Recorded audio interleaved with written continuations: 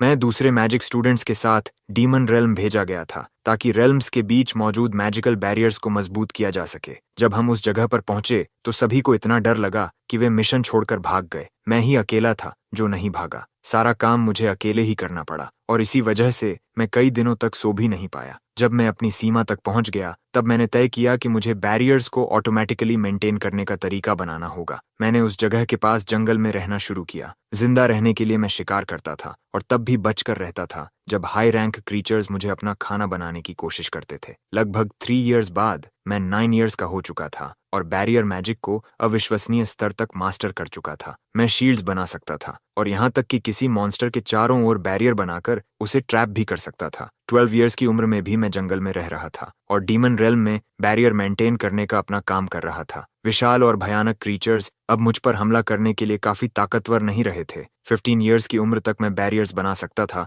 और उन्हें freely move भी कर सकता था। अब मेरे पास अटैक करने का नया तरीका था। मुझे याद है मैंने सोचा था ड्रैगन मीट बेहद स्वादिष्ट होता है। क्या किसी और ह्यूमन ने कभी इसका स्वाद चखा है? इसी तरह मैं डिफेंसिव मैजिक का सबसे बड़ा स्पेशलिस्ट बन गया। मैं बैरियर्स बना सकता था और उन पर चलते हुए आगे बढ़ सकता था। मैं इस जंगल में 30 इयर्स से भी ज्यादा समय तक रहकर बैरियर्स की रक्षा करता रहा। मुझे अपना मिशन पूरा करना था, इसलिए हमारी कहानी सच में अब शुरू होती है। जब हीरो डीमन किंग से हार जाता है तो ह्यूमंस 100 मेजेस को समन करते हैं। ये मेजेस डीमन रेल्म के खिलाफ बैरियर्स बनाते हैं जबकि हीरोज उससे लड़ते हैं। साल दर साल हीरोज की टीमें डीमन को हराने की कोशिश करती हैं और हमेशा हार जाती हैं। 30 इयर्स बीत जाते हैं और हम 39 इयर्स के बैरियर मेज ब्लेक को देखते हैं। एक दिन वह अपने घर से निकलकर बैरियर और मॉन्स्टर्स की स्थिति देखने जाता है और नोटिस करता है कि डीमंस लगभग इन्वेड करने वाले हैं और बैरियर कमजोर हो चुका है। अपना काम निभाते हुए वह बैरियर को मजबूत करता है और उन घिनौने क्रीचर्स को पीछे हटा देता है। वह देखता है कि बैरियर पहले से कम प्रभावी हो गया है और उसे मेंटेन करने के लिए ज्यादा मैजिक की जरूरत पड़ रही है। इसलिए वह प्रार्थना करता है कि हीरोज की नई टीम जल्द ही डीमन किंग को हरा दे। इसी बीच हीरोज डीमन किंग के खिलाफ अपनी पूरी ताकत लगा रहे हैं। एक हीरोइन अपनी सोर्ड से जोरदार वार करती है। डीमन किंग को घातक चोट लगती है और वह हमेशा के लिए खत्म हो जाता है। वह जश्न मनाती है और सभी हीरोज से विजयी चीयर करने को कहती है। ब्लेक नोटिस करता है कि हीरोज ने डीमंस को हरा दिया है और वह चौंक जाता है। जब मायाज़मा आखिरकार गायब हो जाता है तब उसे समझ आता है कि डीमन किंग सच में हार चुका है। 30 इयर्स के बाद मायाज़मा और मॉन्स्टर्स गायब हो चुके हैं और दुनिया अब शांति में रहेगी। उसे उम्मीद होती है कि 30 इयर्स तक बैरियर मेंटेन करके अंदर रहने वालों की रक्षा करने के लिए उसे रिवॉर्ड मिलेगा। एक मंथ बीत जाता है और एक नाइट वहां आता है और कहता है कि अब उसकी जरूरत नहीं रही। वह दावा करता है कि ब्लेक ने एक बेकार बैरियर पर पब्लिक फंड्स बर्बाद किए और उसे फ्रॉड कहता है। ब्लेक समझाने की कोशिश करता है कि उसने बैरियर इसलिए बनाए रखा ताकि मायाज़मा और मॉन्स्टर्स अंदर न आ सकें। नाइट्स उसे नीचा दिखाते रहते हैं और उसे उसकी कैबिन से बाहर निकाल देते हैं। वे कहते हैं कि वह कैबिन किंगडम की प्रॉपर्टी है। 30 इयर्स की कड़ी मेहनत के बाद बैरियर मेज ने कभी नहीं सोचा था कि सब कुछ इस तरह खत्म होगा। उसके पास कोई विकल्प नहीं बचता और वह अपने होम टाउन लौटने का फैसला करता है और रास्ते में एक एडवेंचरर गिल्ड पर रुकता है। वहां उसे अपनी सारी मेहनत के बदले बहुत ही कम रिवॉर्ड मिलता है। वहां का प्रभारी कहता है कि वह घमंडी बैरियर मेज है और इससे ज्यादा पाने का हकदार नहीं है। हमारा प्रोटैगनिस्ट इतनी कम राशि पाकर दुखी हो जाता है जबकि उसने अपनी पूरी जिंदगी मेहनत में लगा दी। इससे वह सोचने लगता है कि क्या उसका बैरियर सच में इतना बेकार था। अगले दिन उसके पास कोई दूसरा जॉब ऑप्शन नहीं होता और उसे अपने लिविंग एक्सपेंसेस पूरे करने होते हैं। इसीलिए वह गिल्ड मास्टर से काम मांगता है। बूढ़ी औरत कहती है कि उसके जैसे लोगों के लिए कोई काम नहीं है क्योंकि ऐसे मेजेस बेकार होते हैं। दूसरे एडवेंचरर्स उसका मजाक उड़ाते हैं और कहते हैं कि उसे कोई घटिया काम भी नहीं मिलेगा। वे उसके चेहरे पर हंसते हैं क्योंकि अब वह एक बेकार बैरियर मेज बन चुका है। तभी रॉयल नाइट्स उस जगह पर आते हैं और ब्लेक नाम के मेज को ढूंढते हैं। हमारा प्रोटैगनिस्ट खुद को बैरियर मेज बताता है और रॉयल नाइट्स उससे कहते हैं कि हीरोइन के आदेश पर उसे रॉयल कैपिटल चलना होगा। जो एडवेंचरर्स उसका मजाक उड़ा रहे थे वे उसे हीरोइन द्वारा बुलाया जाता देखकर हैरान रह जाते हैं। वह जल्दबाजी के लिए माफी मांगता है और रॉयल नाइट्स जल्दी से उसे कैरेज में बैठाकर कैपिटल की ओर निकल पड़ते हैं। इस बीच गिल्ड के एडवेंचरर्स डरते हैं कि कहीं उन्हें सजा न मिल जाए, इसलिए वे सोचते हैं कि उन्हें माफी मांग लेनी चाहिए। हमारा प्रोटैगनिस्ट कैरेज में मिल रही इस तरह की आरामदायक यात्रा का आदी नहीं है। हीरोइन द्वारा बुलाए जाने के बारे में सोचते हुए उसे याद आता है कि उसने एक बार उसकी मदद की थी। आखिरकार वह निस्टन की रॉयल कैपिटल हेनरिया पहुंचता है। वह नोटिस करता है कि शहर बहुत विशाल है। उसने कभी एक जगह पर इतने लोगों को इकट्ठा होते नहीं देखा था। जैसे ही वह रॉयल कासल में प्रवेश करता है, उसे वहां की भव्यता देखकर अजीब लगता है। 18 इयर्स की हीरोइन एलिस ब्लेक को देखते ही बेहद खुश हो जाती है। लड़की पूछती है कि क्या उसे वह दिन याद है जब उसने डीमंस के खिलाफ फ्रंट लाइंस पर उसकी मदद की थी। वह बहुत खुश होती है कि उसे वह दिन याद है जब उसने उसकी सहायता की थी। फिर वह उस दिन उसकी जान बचाने के लिए उसका धन्यवाद करती है, क्योंकि वह अपने टीममेट्स से काफी दूर थी। ब्लेक शर्मिंदा हो जाता है और समझ नहीं पाता कि इन तारीफों पर कैसे प्रतिक्रिया दे। एलिस कहती है कि बाकी हीरोज भी उससे मिलना चाहते थे, लेकिन वे व्यस्त होने की वजह से नहीं आ सके। फिर वह पूछती है कि बैरियर पर किए गए काम की वजह से अब उसकी काफी मांग होगी। हमारा हीरो दिखावा करता है कि उसने अभी फैसला नहीं किया है, जबकि सच्चाई यह है कि वह बेरोजगार है। एलिस सुझाव देती है कि उसे रॉयल मेजेस में शामिल हो जाना चाहिए। रॉयल मेजेस के वाइस कैप्टन गंथर कहते हैं कि वे इलीट मेजेस हैं और बैरियर मेजेस को अंदर आने की अनुमति नहीं है। इससे नाराज होकर हीरोइन कहती है कि बैरियर मेजेस की वजह से ही मॉन्स्टर्स और मियाज़मा को रोका जा सका। गुंथर उसे बढ़ा चढ़ा कर न बोलने को कहता है और कहता है कि मॉन्स्टर्स रॉयल मेजेस से डरते थे, इसलिए उन्होंने हमला नहीं किया। वह दावा करता है कि बैरियर केवल मियाज़मा को रोक सकता है और वे खुद भी इसे संभाल सकते थे। इससे ब्लेक समझ जाता है कि पब्लिक की नज़र में बैरियर मेजेस को बेकार माना जाता है, लेकिन 30 इयर्स पहले सब उनका सम्मान करते थे और अब उनकी रेपुटेशन बहुत गिर चुकी है। ऊपर से वाइस कैप्टन कहता है कि ब्लेक अब बूढ़ा हो चुका है। जब वह यह भी जोड़ता है कि ब्लेक कुशल भी नहीं है, तो एलिस उसे गलत साबित करना चाहती है। गंथर कहता है कि अगर ब्लेक उससे कॉम्बैट में जीत जाए तो यह साबित हो सकता है कि वह कुशल है और वे उसके जैसे किसी को भी यूं ही स्वीकार नहीं कर सकते। हीरोइन उससे पूछती है कि वह क्या करना चाहता है और कहती है कि उसे विश्वास है कि ब्लेक ड्यूअल में गंथर को हरा सकता है। अचानक प्रोटैगनिस्ट रॉयल मेजेस की 5th डिवीजन के वाइस कैप्टन के खिलाफ ड्यूअल स्वीकार कर लेता है। चुनौती स्वीकार करते हुए भी वह वास्तव में इस आदमी से लड़ना नहीं चाहता था। गुंथर अपना परिचय दोबारा देता है और अपने हाथ में एक छोटा फायरबॉल बना लेता है। वह चेतावनी देता है कि जब बैरियर मेज हार जाएगा तब कोई शिकायत न करे। फिर वह अपने प्रतिद्वंद्वी पर एक विशाल फायरबॉल छोड़ देता है। सभी रॉयल मेजेस सोचते हैं कि लड़ाई यहीं खत्म हो गई और उन्हें वाइस कैप्टन से यही उम्मीद थी। खुद को विजेता मानते हुए गंथर कहता है कि एक साधारण बैरियर मेज को हराना बहुत आसान था, लेकिन जब उसे कुछ हिलता हुआ दिखाई देता है तो वह पूछता है कि उसकी जीत के पल में दखल देने की हिम्मत किसने की, और ब्लेक खड़ा होकर पूछता है कि असली परीक्षण कब शुरू होने वाला है। ये देखकर सब चौंक जाते हैं। गुंथर को यह असंभव लगता है क्योंकि उसने ऐसा स्पेल चलाया था जो मेज को राख बना देने के लिए था। वह सोचता है कि शायद उसने खुद ही ताकत कम रखी थी और अब वह और मजबूत स्पेल चलाने की तैयारी करता है। वह बूढ़े आदमी से कहता है कि अगर उसे सच में लगता है कि वह उसकी मैजिक सह सकता है तो वह डॉज न करे। हमारा प्रोटैगनिस्ट डॉज नहीं करता और आने वाले स्पेल को रोकने के लिए एक बैरियर बना देता है। चिढ़कर वाइस कैप्टन उसे खत्म करने के लिए कई फायरबॉल्स फेंकता है। मेजेस सोचते हैं कि यह जरूरत से ज्यादा है क्योंकि ऐसे हमलों से कोई भी नहीं बच सकता। हमारा हीरो गंथर की मैजिक को बहुत कमजोर पाता है। वह सोचता है कि क्या यह लड़का अभी भी उस पर हल्का हाथ रख रहा है। खुद को पहले ही विजेता मान चुके गुंथर को देखकर हैरानी होती है कि ब्लेक अभी भी जिंदा है। वाइस कैप्टन को यकीन नहीं होता क्योंकि उसे लगा था कि वह एक लो लेवल बैरियर मेज से लड़ रहा है। वह उसका मजाक उड़ाता है और कहता है कि उसे सिर्फ बैरियर्स बनाना आता है, इसलिए वह बेकार है। तब ब्लेक कहता है कि वह ऐसा करेगा। थोड़ा शर्मिंदा होते हुए ब्लेक एक बैरियर स्पेल से हमला करता है और अपने दुश्मन को बहुत दूर फेंक देता है, जिससे वह बुरी तरह घायल हो जाता है। 5th डिवीजन के वाइस कैप्टन को हवा में उछलते देख सभी रॉयल मेजेस हैरान रह जाते हैं। उसके दुश्मन ने कभी नहीं सोचा था कि बैरियर से हमला भी किया जा सकता है। हमारा प्रोटैगनिस्ट समझाता है कि उसने बस अपना बैरियर मूव किया और उसे अपने ओपोनेंट के चेहरे पर दे मारा। गंथर कहता है कि यह समझ में नहीं आता क्योंकि बैरियर को मूव नहीं करना चाहिए, वह स्टैटिक होना चाहिए। थोड़ा शर्मिंदा होकर बैरियर मेज बताता है कि 30 इयर्स के बाद उसे यह करना आ गया। वह पूछता है कि क्या ये चीटिंग मानी जाएगी क्योंकि बैरियर को मोबाइल नहीं होना चाहिए। रॉयल मेजेस सोचते हैं कि बैरियर मेज पूरी तरह से गंथर से बेहतर साबित हो रहा है क्योंकि उसे कोई चोट नहीं आई। वाइस कैप्टन सोचता है कि वह इस कचरे जैसे आदमी से कैसे हार रहा है। दूसरे रॉयल मेजेस की नजरें देखकर उसे समझ आता है कि अब उसे हर हाल में जीतना होगा। वह हमारे प्रोटैगनिस्ट के पीछे फायर की एक दीवार बना देता है, लेकिन ज्यादा सोचे बिना ही ब्लेक अपनी पीठ के पीछे एक बैरियर बना देता है और उस अटैक को रोक देता है, जिससे सभी रॉयल मेजेस स्तब्ध रह जाते हैं। एलिस भी यह देखकर चकित हो जाती है। गुंथर भ्रमित होकर सोचता है कि क्या किसी ने उस पर पत्थर फेंका या किसी चीज ने उसे मारने की कोशिश की। तभी उसे एहसास होता है कि बैरियर अपने आप एक्टिवेट हो गया। एलिस कहती है कि यह साबित करता है कि ब्लेक ज्यादा मजबूत है और अगली बार गंथर बच नहीं पाएगा। और भी ज्यादा डरा हुआ और अस्थिर हो चुका वाइस कैप्टन इस तरह लड़ाई खत्म होने से इनकार कर देता है। आखिर एक बैरियर मेज को हराने में असफल होना एलिस को निराश कर देगा। मेजेस भागने लगते हैं क्योंकि वह एक एडवांस्ड स्पेल कास्ट कर रहा है और वे भी उसमें फंस सकते हैं। गुंथर चिल्लाता है कि वह अपनी सारी ताकत लगाकर ब्लेक को खत्म कर देगा। वह हमारे हीरो पर एक विशाल फायर स्टॉर्म बुला लेता है। जब सभी मेजेस भाग रहे होते हैं, ब्लेक को उस स्पेल की बिल्कुल परवाह नहीं होती। एलिस जानती है कि एक सामान्य बैरियर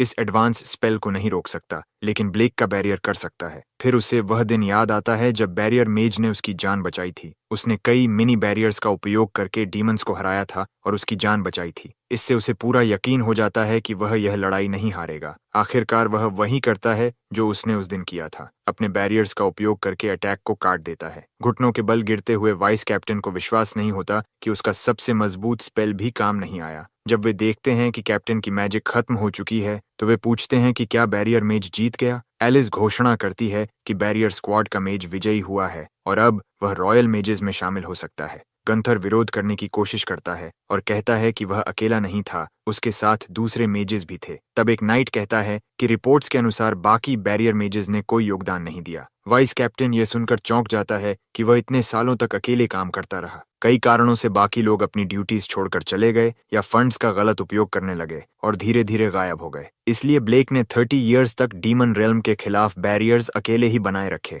अब हमारा प्रोटैगनिस्ट समझ जाता है कि बैरियर्स को मेंटेन करने के लिए उसे इतनी ज्यादा मैजिक क्यों चाहिए थी। उसका ओपोनेंट इसे झूठ मानता है क्योंकि डीमन रेल्म हेनरिया किंगडम से भी बड़ा है। उसे लगता है कि कोई भी बूढ़ा मेज इतनी बड़ी सीमा का बैरियर अकेले बनाए नहीं रख सकता। एलिस को लगता है कि ब्लेक उसकी उम्मीद से भी ज्यादा बेहतर साबित हो रहा है। तभी फर्स्ट डिवीजन के कैप्टन लांसलॉट वहां पहुंचते हैं, ये समझने के लिए कि क्या हो रहा है। लांसलॉट 29 इयर्स के हैं और रॉयल मेजेस की फर्स्ट डिवीजन के कैप्टन हैं। एक टॉप लीडर के रूप में वह फर्स्ट रॉयल मेज डिवीजन के हेड हैं और वहां मौजूद कई लोगों ने उन्हें पहले कभी नहीं देखा था। वह इस डिवीजन के वाइस कैप्टन गंथर से हाल की घटनाओं के बारे में पूछते हैं। एलिस ने बैरियर मेज ब्लेक को रॉयल मेज स्क्वाड में शामिल होने के लिए रिकमेंड किया था और गंथर ने उस पर शक किया था। लांसलॉट समझ जाते हैं कि उसके बाद एक प्रैक्टिकल टेस्ट हुआ और 5th डिवीजन के गंथर ड्यूअल हार गए। खुद को सही साबित करने की कोशिश करते हुए गंथर कहता है कि उसने अपनी पूरी ताकत नहीं लगाई थी और एक कमजोर मेज के खिलाफ पूरी ताकत लगाना सही नहीं होता। फर्स्ट डिवीजन के कैप्टन उसे इन बेकार बहानों को बंद करने को कहते हैं। आखिरकार टाइटल चाहे जो भी हो, अगर किसी में स्किल है तो उसे शामिल होने की अनुमति दी जाएगी। वह ब्लेक का स्वागत करते हैं जो अब रॉयल मेज स्क्वाड का सदस्य बन चुका है। बाकी मेंबर्स को यह अजीब लगता है कि एक बैरियर मेज को स्क्वाड में शामिल होने दिया जा रहा है। हमारा प्रोटैगनिस्ट खुद भी हैरान है कि उसे रॉयल मेज स्क्वाड में प्रवेश मिल गया। वह सोचता है कि क्या उसके जैसा आदमी जिसने 30 इयर्स तक सिर्फ बैरियर्स के साथ काम किया है, इस सब को संभाल पाएगा। एलिस बैरियर मेज को बधाई देती है और कहती है कि उसे हमेशा उस पर विश्वास था। हमारा हीरो एलिस को धन्यवाद देता है और वह कहती है कि अब जश्न मनाने और कुछ खाने का समय है। लेकिन तभी लांसलॉट उसके पीछे आ जाता है और कहता है कि उनके पास इसके लिए समय नहीं है। वे उसे वापस काम पर ले जाने लगते हैं और लड़की विरोध करने की कोशिश करती है। फिर कैप्टन पूछता है कि मेज का उसके साथ कैसा संबंध है, क्योंकि एलिस उसे काफी पसंद करती हुई लगती है। ब्लेक कहता है कि वे सिर्फ एक्वेंटेंसेस हैं और लांसलॉट बताता है कि कई अपॉर्चुनिस्ट्स उससे करीब आने की कोशिश करते हैं। 5th डिवीजन का गंथर सब कुछ गुस्से और ईर्ष्या के साथ देखता रहता है। कुछ डेज गुजरते हैं और हमारा प्रोटैगनिस्ट रॉयल मेज के डॉर्मेट्री पहुंचता है। अपना कमरा ढूंढते हुए स्टूडेंट्स कहते हैं कि वह इस जगह के लिए बहुत ज्यादा बूढ़ा है। हमारा प्रोटैगनिस्ट इन नकारात्मक टिप्पणियों से शर्मिंदा हो जाता है और अपना कमरा ढूंढता है। रूम 206 का दरवाजा मिलते ही जैसे ही वह अंदर जाने वाला होता है, कोई सामने आ जाता है। रॉयल मेज स्क्वाड का एक 60 ईयर ओल्ड रिक्रूट उससे पूछता है कि वह कौन है। ब्लेक अपना परिचय देता है और कहता है कि वह उसका नया रूममेट है, लेकिन लड़के को यह पसंद नहीं आता कि वह इतना बड़ा है। लड़का यह जानकर चौंक जाता है कि उसे खुद हीरोइन ने रिकमेंड किया था और उसने गंथर को हरा दिया। वह मेज पर झूठ बोलने का आरोप लगाता है और ब्लेक समझ जाता है कि यह सच में झूठ जैसा ही लगता है। लड़का यह कहते हुए हंगामा कर देता है कि अब उसकी जिंदगी खत्म हो गई। क्योंकि यह बूढ़ा आदमी उसी टीम में है। वह समझाता है कि रिक्रूट्स के लिए रूममेट्स हमेशा एक ही डिवीजन टीम में काम करते हैं। हमारा प्रोटैगनिस्ट बूढ़ा होने के लिए माफी मांगता है और कहता है कि वह पूरी कोशिश करेगा कि किसी के रास्ते में न आए। रेड हेड लड़का हंगामा बंद कर देता है और कहता है कि उसके बाल बहुत बिखरे हुए हैं। वह उसे हेयर कट देने की पेशकश करता है ताकि ट्रेनिंग में परेशानी न हो। हेयर कट खत्म करने के बाद हमारा हीरो उसे धन्यवाद देता है और खुद को हल्का महसूस करता है। फिर ट्रेनिंग का समय आ जाता है और दोनों यूनिफॉर्म पहनकर ट्रेनिंग के लिए निकलते हैं। वहां 2 और 16 ईयर ओल्ड रिक्रूट लड़कियां आती हैं। क्लारा और थ्रीज पूछती हैं कि यह बूढ़ा आदमी कौन है, क्योंकि उन्होंने उसे पहले कभी नहीं देखा और वह उनकी ही टीम में आ गया है। आखिरकार हम प्रोटैगनिस्ट को हेयर कट और साफ अपीयरेंस के साथ देखते हैं, जो अपना परिचय ब्लेक के रूप में देता है। लड़कियां सोचती हैं कि एक बूढ़ा आदमी उनकी टीम में कैसे आ गया और यह अजीब लगता है कि वह रिक्रूट है। क्लारा चेतावनी देती है कि थेइस बहुत ज्यादा बोल रही है, भले ही वह उससे सहमत हो। हमारा प्रोटैगनिस्ट उन्हें समझता है क्योंकि बाकी सभी रिक्रूट्स जवान हैं और वहां सिर्फ वही बूढ़ा आदमी है। एक रिप्रेजेंटेटिव उस बूढ़े आदमी का परिचय देता है और कहता है कि वह आज से उनके साथ जुड़ रहा है। फिर ब्लेक खुद को बैरियर मेज बताकर सभी से मिलकर खुशी जताता है। उसी समय सबको पता चलता है कि यही वह बैरियर मेज है जिसने वाइस कैप्टन को हराया था। दोनों लड़कियां आपस में बात करती हैं और विश्वास नहीं कर पाती कि इस बूढ़े आदमी ने गंथर को हरा दिया। रेडहेड सोचता है कि वे मुसीबत में हैं क्योंकि उसे लगता है कि यह बूढ़ा आदमी अपनी ऑक्यूपेशन की वजह से कमजोर होगा। इसी बीच 5th डिवीजन का वाइस कैप्टन हमारे प्रोटैगनिस्ट को गुस्से से घूरता रहता है। रिप्रेजेंटेटिव समझाता है कि यहाँ मौजूद सभी लोग नए रिक्रूट्स हैं और अभी किसी डिवीजन में असाइन नहीं किए गए हैं, इसलिए ट्रेनिंग के परिणाम तय करेंगे कि उन्हें किस डिवीजन में भेजा जाएगा। अभी वे आधिकारिक रूप से इनलिस्टेड भी नहीं हैं। फिर वह बताता है कि वे मेक्का फॉरेस्ट में सर्वाइवल एक्सरसाइज करेंगे और मॉन्स्टर्स का शिकार करेंगे। उनके पास पॉइंट्स कमाने के लिए 2 वीक्स होंगे और रिक्रूट सर्वाइवल एक्सरसाइज पर ध्यान देने लगते हैं। आखिरकार वह जगह मायाज़मा और मॉन्स्टर्स से भरी हुई है और उन्हें लगता है कि ब्लेक की किस्मत खराब है। कुछ लोग निराश भी हो जाते हैं और कहते हैं कि मेक्का फॉरेस्ट बिगिनर्स के लिए जगह नहीं है। जब सभी तैयार होने लगते हैं तो वे बैरियर मेज से कहते हैं कि वह उनके रास्ते में न आए। हर टीम के पास एक ड्रैगन कैरेज है जो उन्हें उनके स्टार्टिंग पॉइंट तक ले जाएगी। इसी बीच गुंथर तय करता है कि वह बैरियर मेज को असली नरक दिखाएगा। जैसे ही वे फॉरेस्ट पहुंचते हैं, सभी उस जगह की अजीब हालत देखकर चौंक जाते हैं। कोई पूछता है कि उनका स्टार्टिंग पॉइंट जंगल से कई माइल्स दूर एक पहाड़ की चोटी पर क्यों है। वह कहता है कि वे बुरी तरह फंस गए हैं और उसे लगा था कि वह रॉयल मेज स्क्वाड में शामिल होकर अपना सपना पूरा करेगा। एक लड़की उससे कहती है कि रोना धोना बंद करे क्योंकि यह दयनीय है और उसे एक ऐसे लीडर की तरह व्यवहार करना चाहिए जो आत्मविश्वास दिखाए। वह फिर भी शिकायत करता रहता है कि वे बदकिस्मत हैं, जिससे लड़की चिढ़ जाती है। ब्लेक उसे मैप देखने को कहता है ताकि पता चले कि वे कहाँ हैं। मैप देखकर उन्हें समझ आता है कि वे थोड़े दूर हैं, लेकिन अगर जल्दी करें तो समय पर पहुंच सकते हैं। हमारा प्रोटैगनिस्ट कहता है कि उन्हें जितना तेज हो सके उतना आगे बढ़ना चाहिए। वे एक पहाड़ पार करते हैं और जंगल के उस हिस्से से गुजरते हैं जो पत्थरों से भरा हुआ है। वे शिकायत करते हैं कि भारी सामान की वजह से चलना मुश्किल हो रहा है और उन्हें लगता है कि वे अभी तक जंगल के करीब भी नहीं पहुंचे। वहीं बूढ़ा आदमी बिना पसीना बहाए आराम से चल रहा होता है और लगता है कि वह इस तरह के मिशन का आदी है। रात होने तक वे आखिरकार मेक्का फॉरेस्ट पहुंच जाते हैं। वे घने मियाज़मा को देखते हैं और एक सामान्य इंसान तो उसमें प्रवेश करते ही मर जाएगा। क्लारा कहती है कि उनका लक्ष्य लेवल 2 कोमोडो ड्रैगन है और उसके घोंसले की लोकेशन भी उन्हें पता है। बैरियर मेज पूछता है कि लेवल का क्या मतलब है और रेड हेड हैरान हो जाता है कि उसे यह नहीं पता। वह समझाता है कि मॉन्स्टर्स को ताकत के आधार पर 10 लेवल्स में बांटा गया है और लेवल 3 उनके जैसे रुकीज के लिए बहुत ज्यादा ताकतवर होता है। ब्लेक उसे धन्यवाद देता है और कहता है कि यह जानकारी बहुत काम की थी। दोनों लड़कियां आगे बढ़ जाती हैं और बाकी को पीछे छोड़ देती हैं। कुछ सेकंड बाद सब फिर साथ चलने लगते हैं, तभी उन्हें पीछे झाड़ियों में आवाज सुनाई देती है। वे देखते हैं कि 3 खतरनाक गॉब्लिन्स हमला करने आ रहे हैं। रेड हेड जानता है कि ये लेवल 1 मॉन्स्टर्स हैं और उन्हें खुद संभालने की योजना बनाता है। वह एक फायरबॉल छोड़ता है और तुरंत एक गॉब्लिन को गिरा देता है, लेकिन बाकी 2 पूरी ताकत से उस पर टूट पड़ते हैं। क्लारा उसे कहती है कि कभी भी अपनी गार्ड नीचे नहीं करनी चाहिए और एक पर्पल स्पेल का इस्तेमाल करके उसे बचा लेती है और गॉब्लिन को हरा देती है। वह कहता है कि गॉब्लिन से निपटने के लिए उसे उसकी मदद की जरूरत नहीं थी। फिर वह लड़के को हील करना शुरू करता है क्योंकि उसे हल्की चोट लगी होती है। इस बीच बूढ़ा आदमी दूर से सब देख रहा होता है और कहता है कि वह थोड़ा मदद कर सकता था। ग्रुप कहता है कि उसे मदद की जरूरत ही नहीं थी क्योंकि वह खुद ही उनसे लड़ना चाहता था। वे आगे चलते रहते हैं, तभी एक बड़ा कार्निवोरस प्लांट सामने आ जाता है। वह तेजी से बैरियर मेज पर हमला करता है और उसे जमीन पर गिरा देता है, लेकिन उसे एक खरोंच भी नहीं आती। ग्रुप को लगता है कि वह बिना वजह गिर गया। वह कहता है कि गिरते समय उसे एक रास्ता मिल गया और उन्हें उसी रास्ते पर चलने को कहता है। हालांकि रेडहेड को यह विचार पसंद नहीं आता। इसी बीच ब्लेक अपने बैरियर से उस मॉन्स्टर को खत्म कर देता है और ग्रुप को इसका पता भी नहीं चलता। वह ऐसे दिखाता है जैसे कुछ हुआ ही नहीं। इसके बाद दोनों लड़कियां उसी दिशा में आगे बढ़ती हैं जो लड़कों ने बताई थी। हमारा प्रोटैगोनिस्ट कहता है कि उसे एक दिशा से पानी की आवाज सुनाई दे रही है। थोड़ा आराम करने के बाद वह कहता है कि अब फिर से चलने का समय है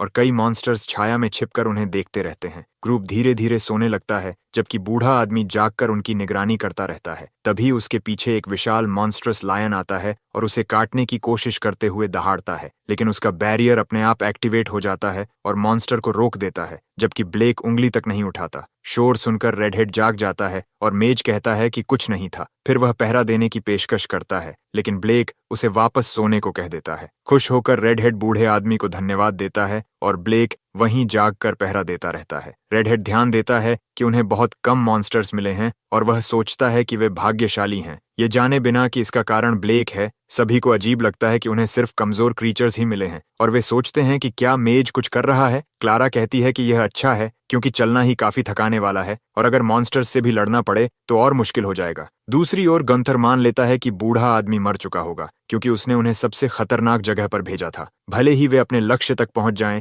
वहां कोमोडो ड्रैगन से भी ज्यादा खतरनाक मॉन्स्टर इंतजार कर रहा होगा। तभी टीम का सामना एक विशाल और डरावने लेवल 4 सैलामेंडर से होता है। ये ऐसा मॉन्स्टर है जो एक ही सांस में इंसान को राख बना सकता है। वे सभी भागने के बारे में सोचते हैं, लेकिन तभी एक और विशाल सैलामेंडर आकर उन्हें चारों तरफ से घेर लेता है। रेडहेड निराश होकर घुटनों पर गिर जाता है और कहता है कि दोनों मॉन्स्टर्स को हराने का कोई तरीका नहीं है। जैसे ही सैलामेंडर आक्रामक तरीके से आग उगलना शुरू करता है, लड़कियां डर जाती हैं, लेकिन उन्हें महसूस होता है कि आग गर्म नहीं है क्योंकि उन्हें मेज ब्लेक द्वारा बनाए गए बैरियर ने सुरक्षित कर रखा है। कैप्टन और वाइस कैप्टन दोनों हैरान रह जाते हैं जब सैलामेंडर की फ्लेम्स बैरियर से रुक जाती हैं। फिर दूसरा सैलामेंडर भी आग का व्हर्लविंड छोड़ता है, लेकिन वह भी किसी को नहीं जलाता। तब उन्हें समझ आता है कि बैरियर उन सब की रक्षा कर रहा है, फिर भी उन्हें लगता है कि वे बच नहीं पाएंगे। अचानक हमारा प्रोटोगोनिस्ट बैरियर के बाहर कदम रखता है और कहता है कि वह दोनों मॉन्स्टर्स का सामना करेगा। रेडहेड चौंक जाता है जब बूढ़ा आदमी बाहर जाने की बात करता है और उन्हें बैरियर के अंदर रहने को कहता है। वह उससे विनती करता है कि वह खुद को बेट की तरह इस्तेमाल न करे क्योंकि उसे लगता है कि बैरियर मेज 2 सैलामेंडर्स को हरा ही नहीं सकता। क्लारा मानती है कि वे उसे बेकार में बलिदान नहीं होने दे सकते और भागने के लिए बैरियर से बाहर निकलने की कोशिश करती है, लेकिन रेडहेड बूढ़े आदमी को छोड़कर जाना नहीं चाहता और लड़की कहती है कि सैलामेंडर्स को हराने का कोई तरीका नहीं है। तभी अचानक हमारा हीरो हमला करता है। वह बैरियर की एक सटीक स्लैश से सैलामेंडर का सिर उसके शरीर से अलग कर देता है। एक ही पल में सैलामेंडर को हराते देख सब स्तब्ध रह जाते हैं, लेकिन दूसरा सैलामेंडर अपने शरीर में आग भरने लगता है और ब्रेथ अटैक की तैयारी करता है। जैसे ही वह आग का व्हर्लविंड छोड़ता है, हमारा हीरो ऊंची छलांग लगाकर उससे बच जाता है। फिर वह जमीन पर उतरकर एक बैरियर बनाता है। सैलामेंडर डरने लगता है जब बैरियर जिगजैग पैटर्न में उसकी ओर बढ़ता है। इसी बीच हमारा प्रोटैगनिस्ट बैरियर गॉन्टलेट्स बनाकर उन्हें अपनी मुट्ठियों पर लपेट लेता है। वह क्रीचर की ओर दौड़ता है और उसके चेहरे पर सीधा एक पंच मारता है। यह पंच इतना शक्तिशाली होता है कि आसपास की हर चीज हिल जाती है और सैलामेंडर जमीन पर जा गिरता है। मॉन्स्टर को खत्म करने के बाद वह अपने सामान उठाता है जैसे कुछ हुआ ही न हो। उसे पुराने दिनों की याद आ जाती है जब वह जंगल में कई लिजर्ड्स को हराता था और उसे ये लेवल 4 के लिए थोड़े कमजोर लगते हैं। उसकी टीम उसकी ताकत देखकर हैरान रह जाती है और बूढ़े आदमी की तारीफ करने लगती है। उसे अजीब लगता है कि वे उसे इतना मजबूत मानते हैं, लेकिन यह समझ में आता है क्योंकि वह मॉन्स्टर्स का शिकार करने के लिए बैरियर्स का इस्तेमाल करता था। लड़की हैरान है कि उसने 2 सैलामेंडर्स को सिर्फ बैरियर मैजिक से हरा दिया, जबकि आमतौर पर इसे सिर्फ डिफेंस के लिए इस्तेमाल किया जाता है। उसे समझ आता है कि यह आदमी सामान्य नहीं है, वह बैरियर्स को मूव कर सकता है और बेहद शक्तिशाली है। इसी बीच गंथर को पूरा यकीन है कि बैरियर मेज मर चुका होगा। आखिर रास्ता खतरनाक था और मॉन्स्टर्स की भीड़ से भरा हुआ था, जिसका अंत सैलामेंडर के घोंसले पर होता था। उसे विश्वास है कि पूरी ग्रुप उस रास्ते से बच नहीं पाई होगी। तभी सुपरवाइजर कहता है कि उन्होंने शानदार काम किया और टीम F फाइनल डेस्टिनेशन तक पहुंचने वाली पहली टीम है। गुंथर हैरान रह जाता है कि वे जिंदा हैं और सबसे पहले पहुंचे हैं। खुद को शांत रखने की कोशिश करते हुए वह सोचता है कि वे शायद भाग गए होंगे और मॉन्स्टर मटेरियल्स इकट्ठा नहीं किए होंगे, लेकिन वे सैलामेंडर फैंग्स लेकर आए हैं, जो अब तक किसी भी ग्रुप का सबसे अच्छा रिजल्ट है। वाइस कैप्टन स्तब्ध रह जाता है कि एक असफल मानी जा रही टीम ने 2 लेवल 4 मॉन्स्टर्स को हरा दिया। वह टीम एफ को बधाई देता है और उनकी उपलब्धि को पॉइंट्स में जोड़ देता है। मेजेस सोचते हैं कि उस रास्ते पर सैलामेंडर्स कैसे थे, जबकि वहां सिर्फ लो लेवल क्रीचर्स होने चाहिए थे। रेडहेड को यकीन नहीं होता कि वे सबसे अच्छे निकले। क्लारा कहती है कि यह सब बूढ़े आदमी की वजह से हुआ। सैलामेंडर्स को हराने के अलावा ब्लेक ने उन्हें रास्ता भी दिखाया और उसके बिना वे लौट नहीं पाते। बूढ़ा आदमी कहता है कि यह सच नहीं है, क्योंकि उन्होंने ऑब्स्टेकल्स को टीम की तरह मिलकर पार किया। रेडहेड कहता है कि उसने तो बस थोड़ी सी मदद की थी और ज्यादा कुछ नहीं किया। टीम बूढ़े आदमी को धन्यवाद देती है और कहती है कि वह बहुत कूल इंसान है। वे मानते हैं कि उनके रास्ते में बाकी टीम से ज्यादा परेशानियां आईं और यह सब बहुत ज्यादा कोइंसिडेंस जैसा लग रहा था। गुंथर के अंदर नफरत भर जाती है और वह इसे जाने नहीं देना चाहता। वह बैरियर मेज से बदला लेना चाहता है। कुछ डेज बाद उनकी ट्रेनिंग अब कंपटीशन फॉर्मेट में होने वाली है। रेडहेड शिकायत करता है कि वहां ज्यादा जगह नहीं है, इसलिए वे दूसरे एरिया में जाने का फैसला करते हैं जहां कम लोग हैं। वाइस कैप्टन एक खतरनाक मुस्कान देता है, जैसे वह ब्लेक के खिलाफ कुछ योजना बना रहा हो। उसी समय बूढ़ा आदमी और रेडहेड ड्यूअल शुरू करने वाले होते हैं। इसी बीच गंथर कहता है कि वह टीम को इंस्ट्रक्ट करेगा, जिससे सभी सोचने लगते हैं कि वाइस कैप्टन खुद उनके ट्रेनिंग फील्ड पर क्यों आया है। वह उन्हें पोजीशन में खड़े होने और फुसफुसाना बंद करने को कहता है और यह भी कहता है कि बैरियर मेज को शामिल होने की जरूरत नहीं है। वह तीनों को इकट्ठा करता है और बूढ़े आदमी को अलग कर देता है। वह कहता है कि क्लास शुरू होने वाली है। कुछ ही सेकंड बाद धियाइस जमीन पर घायल पड़ी होती है। क्लारा तुरंत उसे हील करना शुरू कर देती है। इस बीच गुंथर कहता है कि उन्हें इसे ज्यादा गंभीरता से लेना चाहिए। अगर वे मॉन्स्टर से लड़ रहे होते तो अब तक मर चुके होते। तीनों उठ खड़े होते हैं और वह कहता है कि लेसन अभी शुरू भी नहीं हुआ। जब हमारा प्रोटैगनिस्ट बीच में दखल देने आता है तो घमंडी मेज उसे दूर रहने को कहता है। ब्लेक को गुस्से में देखकर गंथर खुश होता है, क्योंकि वह उसे बेबस महसूस कराना चाहता था। फिर वह इवन को खड़े होकर पोजीशन लेने को कहता है और धमकी देता है कि अगर वह नहीं मानेगा तो वह अपनी फायर मैजिक से उन्हें मजबूर करेगा। वह एक फायर व्हर्लविंड स्पेल कास्ट करता है और उसे तीनों रिक्रूट्स पर फेंक देता है। युवा टीम पर हमला करने के बाद वह कहता है कि उसका हाथ फिसल गया था और बैरियर मेज को दोष देता है कि उसने उसका अपमान किया। वह कहता है कि उन्हें गलत न समझें, उसने उन्हें खत्म नहीं किया, बस थोड़ा सख्त डिसिप्लिन दिया और शायद थोड़ा जला दिया। जैसे ही धुआं साफ होने लगता है, वह अपने साथियों की दयनीय हालत देखना चाहता है, लेकिन वे बिल्कुल भी नहीं जले, क्योंकि ब्लेक ने अपने टीममेट्स के चारों ओर बैरियर बना दिया था। गंथर हैरान रह जाता है कि उन्हें एक खरोंच भी नहीं आई। इवन समझ जाता है कि बूढ़े आदमी के बैरियर ने उनकी जान बचाई। वाइस कैप्टन गुस्से में है कि मेज ने बिना उसे पता चले ये कर दिया। रॉयल मेजेस को अजीब लगता है कि वाइस कैप्टन टीम एफ से लड़ रहा है। वह कहता है कि वह रिक्रूट्स को ट्रेनिंग दे रहा था, लेकिन वे अपनी लिमिट्स तक पहुंच चुके हैं। रेडहेड कहता है कि यह ट्रेनिंग नहीं थी, ये हमला था और वह गंथर को बचकर निकलने नहीं देगा। हल्के बालों वाली लड़की कहती है कि वे अभी भी लेसन जारी रख सकते हैं और वे हारेंगे नहीं। मेजेस हैरान होते हैं कि वे इतनी थकान के बावजूद जारी रखना चाहते हैं और उन्हें गंथर को हराने के लिए चीयर करते हैं। वाइस कैप्टन जानता है कि अगर वह अब रुक गया तो लोग उसके बारे में बुरा कहेंगे। क्लारा अपने दोनों टीममेट्स को हील करती है और वे साथ मिलकर जीतने का फैसला करते हैं। गुंथर उन्हें लूजर्स कहता है और कहता है कि वे ड्यूअल में उसे कभी नहीं हरा पाएंगे। वह फिर फायर मैजिक कास्ट करता है, लेकिन वे बच जाते हैं क्योंकि एक और बैरियर उन्हें बचा लेता है और इससे कैप्टन और भी गुस्से में आ जाता है। अब क्लारा और इवन गुस्से में अपने स्पेल्स कास्ट करते हैं और उनकी कंबाइंड मैजिक से गंथर घायल हो जाता है और ज्यादा क्रोधित होकर वह कहता है कि वह उन्हें बचने नहीं देगा। उसी समय बूढ़ा आदमी उनके सामने आकर अपने हाथ फैलाकर उन्हें बचाता है। इसी बीच दूसरे रॉयल मेजेस गंथर को रोकने के लिए चिल्लाते हैं। वह कहता है कि वह सिर्फ ट्रेनिंग दे रहा था, लेकिन वे कहते हैं कि बहाने बनाना बंद करो। उन्हें समझ आता है कि उसने ब्लेक से दुश्मनी रखी थी और इसी वजह से उसने टीम एफ को निशाना बनाया। एक और कैप्टन कहता है कि गंथर को उसकी ड्यूटी से हटा दिया गया है और शायद उसे निकाल भी दिया जाए। ये सुनकर वह गुस्से से पागल हो जाता है और पूछता है कि उसे ये सब क्यों सहना पड़े। वह सारी नफरत ब्लेक पर डाल देता है और बैरियर मेज को दोष देता है। इसके बाद सब ब्रेक लेते हैं और ब्लेक को आखिरकार आराम मिलता है। उसे संतोष होता है कि गंथर गिर गया। क्लारा कहती है कि एक्सरसाइज का स्टार्टिंग पॉइंट वाइस कैप्टन की छोटी सोच का नतीजा था। बूढ़ा आदमी टीम के लिए परेशानी खड़ी करने पर माफी मांगता है। इवन कहता है कि यह उसकी गलती नहीं थी। वे पूछते हैं कि वह इतना मजबूत कैसे बन गया, क्योंकि उसने ऐसे बैरियर्स इस्तेमाल किए जो किसी ने पहले नहीं देखे थे। वह समझाने ही वाला होता है कि तभी एक महिला आती है और कहती है कि वाइज विच के आदेश पर वह ब्लेक को लेने आई है। आदमी हैरान रह जाता है और महिला उसे जल्दी से साथ ले जाती है क्योंकि वे जल्दी में हैं। दोनों लड़कियां हैरान होती हैं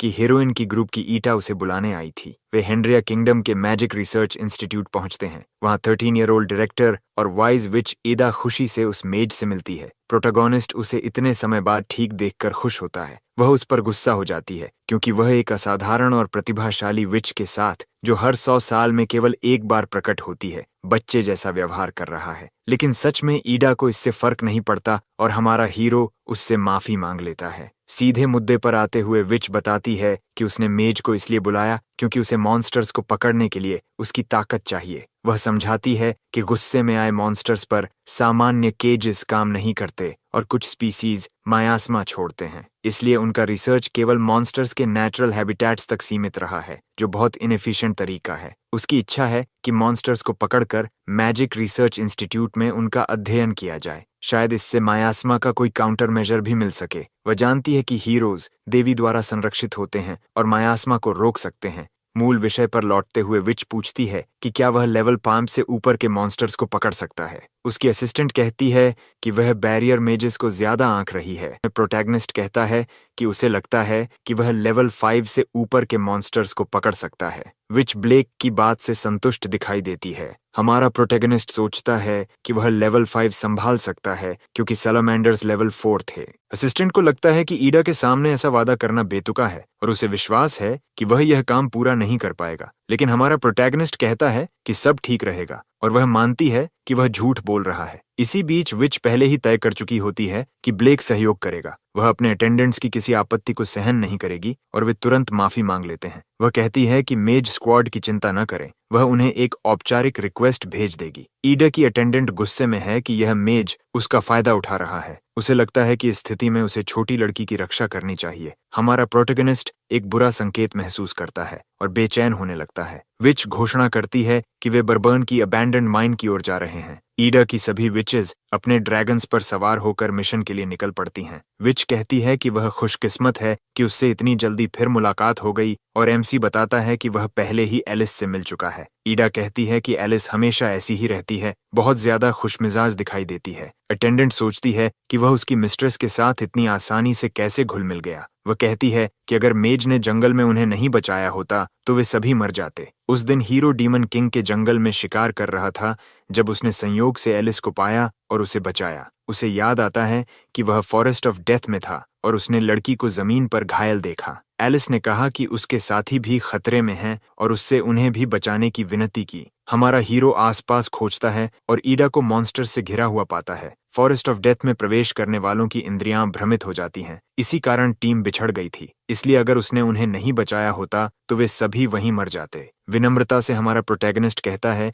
कि यह कोई बड़ी बात नहीं थी और लड़की को उसका यह व्यवहार बहुत अच्छा लगता है। वह नोटिस करता है कि लड़की मजे में लग रही है और उसे थोड़ा जेलसी महसूस होता है। उसने तो अपनी पूरी जिंदगी 9 इयर्स की उम्र से बैरियर मेंटेन करते हुए बिताई थी। वह सोचता है कि क्या ईडा भी उन बच्चों की तरह खेलती है जिन्हें वह सड़कों पर देखता है। लड़की आत्मविश्वास से कहती है कि वह जन्म से ही जीनियस मेज है और बच्चों के साथ नहीं खेलती। कुछ डेज बाद वे बर्बर्न की अबैंडन्ड माइन पहुंचते हैं। वे देखते हैं कि वहां बहुत ज्यादा मियाज़मा है और कमजोर मेजेस के लिए यह जगह खतरनाक लगती है। ब्लेक कहता है कि वह एक बैरियर बना देगा ताकि सभी उसके अंदर चल सकें और वे सोचते हैं कि बैरियर को मूव करना असंभव है। ये साबित करने के लिए हमारा प्रोटैगनिस्ट अपने चारों ओर बैरियर बनाता है और मियाज़मा से भरे इलाके में प्रवेश करता है। कमजोर मेजेस को इतनी घनी मियाज़मा वाली जगह में जाना पागलपन लगता है। अचानक वह वापस आकर पूछता है कि क्या वे भी आ रहे हैं, जिससे साबित हो जाता है कि बैरियर काम कर रहा है। ईडा समझाती है कि यह ब्लेक के बैरियर का एक प्रभाव है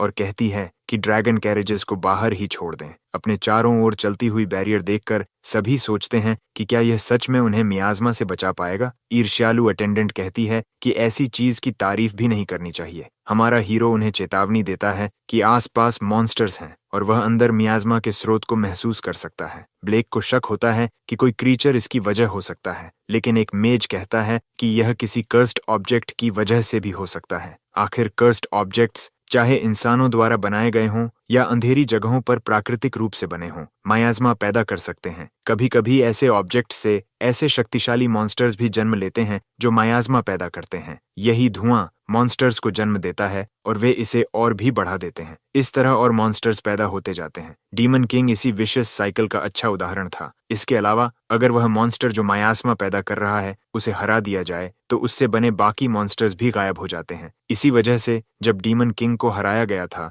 तो उसके किंगडम के आधे मॉन्स्टर्स भी गायब हो गए थे। हालांकि दुनिया के सभी मॉन्स्टर्स खत्म नहीं हुए। ईडा मानती है कि अगर वे मॉन्स्टर्स के बनने के सिद्धांत को समझ लें तो वे उसके खिलाफ काउंटर मेजर विकसित कर सकते हैं। अचानक वह एक पत्थर से ठोकर खाकर गिरने ही वाली होती है और हमारा प्रोटोगनिस्ट उसे पकड़ लेता है। वह दयालुता से पूछता है कि क्या वह ठीक है और कहता है कि जमीन बहुत अंधेरी है। जब वह लड़की को अपनी पीठ पर उठाकर ले जाने की पेशकश करता है तो उसकी अटेंडेंट उसे डांटती है और कहती है कि उसे बच्चे की तरह मत समझो, वह एक प्रोडिजी है। विच कहती है कि वह ठीक है और सबको अबैंडन्ड माइन के अंदर आगे बढ़ते रहने को कहती है। अचानक डीमोनिक स्मोक और घना हो जाता है और आगे एक माइनोटॉर दहाड़ते हुए दिखाई देता है जो लेवल 5 मॉन्स्टर है। ब्लेक सोचता है कि इस क्रीचर को पकड़ना दिलचस्प होगा, लेकिन विच की अटेंडेंट कहती है कि वह इसे संभालेगी। ईडा के साथ आई सभी विचेस मॉन्स्टर पर स्पेल्स कास्ट करने लगती हैं, लेकिन स्पेल लगने से ठीक पहले मॉन्स्टर दहाड़ता है और उनकी मैजिक को रोक देता है। लड़कियां डर जाती हैं और ईडा कहती है कि साधारण मेजेस इसे कैप्चर नहीं कर पाएंगे। वह कहती है कि उन्हें बैरियर मेज की जरूरत पड़ेगी,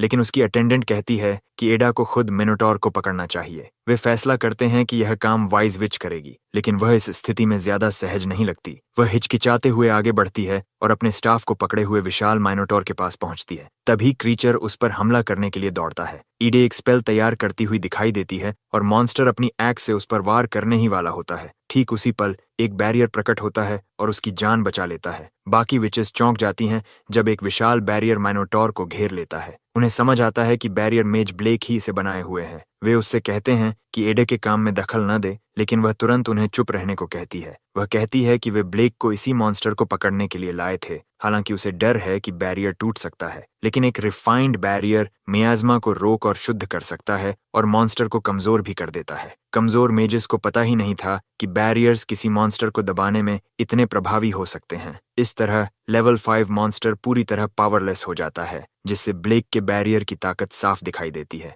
वाइज विच ईडा भी ऐसा नहीं कर पाती। वह अपने सभी अटेंडेंट से कहती है कि ब्लेक की वजह से वे मॉन्स्टर को पकड़ पाए हैं और अब उन्हें वापस लौटना चाहिए। वह कहती है कि बैरियर मेज ने सबकी जान बचाई है और मॉन्स्टर को साथ ले जाने को कहती है। लड़की को उदास होकर जाते देख प्रोटैगोनिस्ट समझ जाता है कि उसके मन में क्या चल रहा है। कुछ देर बाद वह अपने लोगों को उनके काम के लिए धन्यवाद देती है और कहती है कि अब वे मॉन्स्टर की फिजियोलॉजी का अध्ययन कर सकते हैं। बड़े लेवल 5 मिनोटॉर को रेफरेंस के रूप में इस्तेमाल करते हुए उसे लगता है कि बैरियर्स बहुत सुविधाजनक हैं, क्योंकि उनसे इतना बड़ा शरीर आसानी से मूव किया जा सकता है। वह पूछती है कि बैरियर कितनी देर तक बनाए रखा जा सकता है और वह कहता है कि जब तक वह पास रहेगा यह हमेशा बना रह सकता है। हालांकि सामान्य बैरियर्स मैजिक खत्म होने पर कमजोर हो जाते हैं और लड़की को यह थोड़ा समस्या जैसा लगता है। अटेंडेंट सुझाव देती है कि मॉन्स्टर को ईडा की मैजिक से फिर से कैप्चर किया जाए। हमारा प्रोटैगनिस्ट कहता है कि वह इस समस्या को एक मैजिकल सिंबल वाले पेपर से हल कर सकता है। वह समझाता है कि यह एक मैजिक सर्कल है जिसे उसने डिमोनिक बैरियर्स को मेंटेन करने के लिए बनाया था और यह ऑटोमेटिकली काम करता है। लड़की कहती है कि उसने डीमन रियल में कुछ ऐसा देखा था, लेकिन ऐसा मैजिक सर्कल उसने पहले कभी नहीं देखा। जब वह कहती है कि इसका क्रिएटर जरूर अविश्वसनीय होगा तो वह उसे धन्यवाद देता है, इशारा करते हुए कि इसे उसी ने बनाया है। हमारा प्रोटैगनिस्ट बताता है कि उसने यह मैजिक सर्कल तब बनाया था जब वह 9 ईयर्स का था। 30 ईयर्स पहले डीमन रेल्म का मियाज़्मा पूरे कॉन्टिनेंट को नष्ट कर रहा था और कई बैरियर मेजेस को इकट्ठा किया गया था। शुरुआत में वे साइट छोड़े बिना ही बैरियर को मैन्युअली मेंटेन करने की कोशिश कर रहे थे, इसलिए उसने यह मैजिक सर्कल बनाया। इसे सिर्फ मेना से फ्यूल करना होता था और यह लंबे समय तक खुद ही चलता रहता था, जिससे वे आराम कर सकते थे और खाना खा सकते थे। इस तरह 100 लोग इस मैजिक के साथ बैरियर मेंटेन करते हुए पूरे डीमन रेल्म को कवर कर पाए, लेकिन अंत में बैरियर्स की देखभाल करने के लिए सिर्फ वही बचा था। इसके कारण उसकी बहुत सारी मैजिक खर्च होती थी और अकेले इसे मेंटेन करना बहुत मुश्किल था। विचेस मानती हैं कि उसने सच में कुछ अद्भुत किया और पूछती हैं कि क्या उसे इस उपलब्धि पर गर्व नहीं होता। हमारा हीरो फिलहाल उस कहानी को छोड़ना पसंद करता है और कहता है कि उसे नहीं लगता कि यह इतनी बड़ी बात थी। फिर वह मैजिक सर्कल एक्टिवेट करने लगता है। जैसे ही वह इसे एक्टिवेट करता है, बैरियर खुद को सस्टेन करने लगता है और माइनोटॉर को कैद रखता है। ये प्रक्रिया कई आवर्स तक चल सकती है और वह रिसर्च के दौरान पास ही रहने की योजना बनाता है। ईडा मेज ब्लेक को उसकी मदद के लिए धन्यवाद देती है। फिर वे मॉन्स्टर और मायाज़मा का रिसर्च और एनालिसिस शुरू करते हैं। वह मेजेस को रिसर्च के अलग अलग काम सौंप देती है और प्रोटोगोनिस्ट पूरे प्रोसेस के दौरान वहीं रहता है। जब सभी मेजेस घर लौट जाते हैं, ब्लेक नोटिस करता है कि ईटा ही अकेली पीछे रह गई है। लड़की कहती है कि उसने लैब में उसके लिए एक रूम तैयार किया है जहां वह सो सकता है। वह कहती है कि वह रिसर्च को जल्दी आगे बढ़ाएगी ताकि सिटीजन्स को इन खतरों से बचाया जा सके। प्रोटोगोनिस्ट उसकी चिंता के कारण प्रोसेस के दौरान उसके साथ रहना चाहता है। वह मना करती है, लेकिन वह कहता है कि उसे सिर्फ इस बात की चिंता है कि बैरियर फेल न हो जाए, क्योंकि यह पहली बार है जब उसने इंजेक्टेबल बैरियर बनाया है। तब लड़की उसे अपने तरीके से काम करने की अनुमति दे देती है और वह उसी तरह आगे बढ़ता है। एक वीक बीत जाता है और माइनोटॉर अभी भी हमारे मेज द्वारा बनाए गए बैरियर के अंदर कैद है। हमारा प्रोटैगनिस्ट बाहर जाकर ईडा की असिस्टेंट से बात करने का फैसला करता है। वह उनके इंटरनल पॉलिटिक्स में दखल नहीं देना चाहता, लेकिन पूछता है कि विच के अलावा सब लोग जल्दी क्यों चले जाते हैं। लड़की कहती है कि क्योंकि वह यहाँ का नहीं है, इसलिए उसे इसमें शामिल नहीं होना चाहिए। ब्लेक कहता है कि ईडा इतने समय से अकेले रिसर्च कर रही है और पूछता है कि क्या वे उसकी मदद नहीं करेंगे। लड़की जवाब देती है कि विच एक जीनियस है और साधारण लोग उसकी मदद नहीं कर सकते। सिर्फ मैजिक में ही नहीं, बल्कि रिसर्च में भी। कोई भी लड़की की गति के साथ नहीं चल सकता, इसलिए वे वर्किंग आवर्स में जितना कर सकते हैं उतना करते हैं और एडा के रास्ते में नहीं आते। वह मेज से भी कहती है कि वह घर चला जाए क्योंकि वह भी ज्यादा मदद नहीं कर सकता। जैसे ही वह कमरे में लौटता है, 13-year-old विच सो चुकी होती है। दयालु होकर हमारा प्रोटैगनिस्ट अपना कोट उतारकर उसे ओढ़ा देता है। कुछ डेज बाद लड़की कहती है कि ब्रेक का समय है और सब लोग कैफेटेरिया की ओर जाते हैं,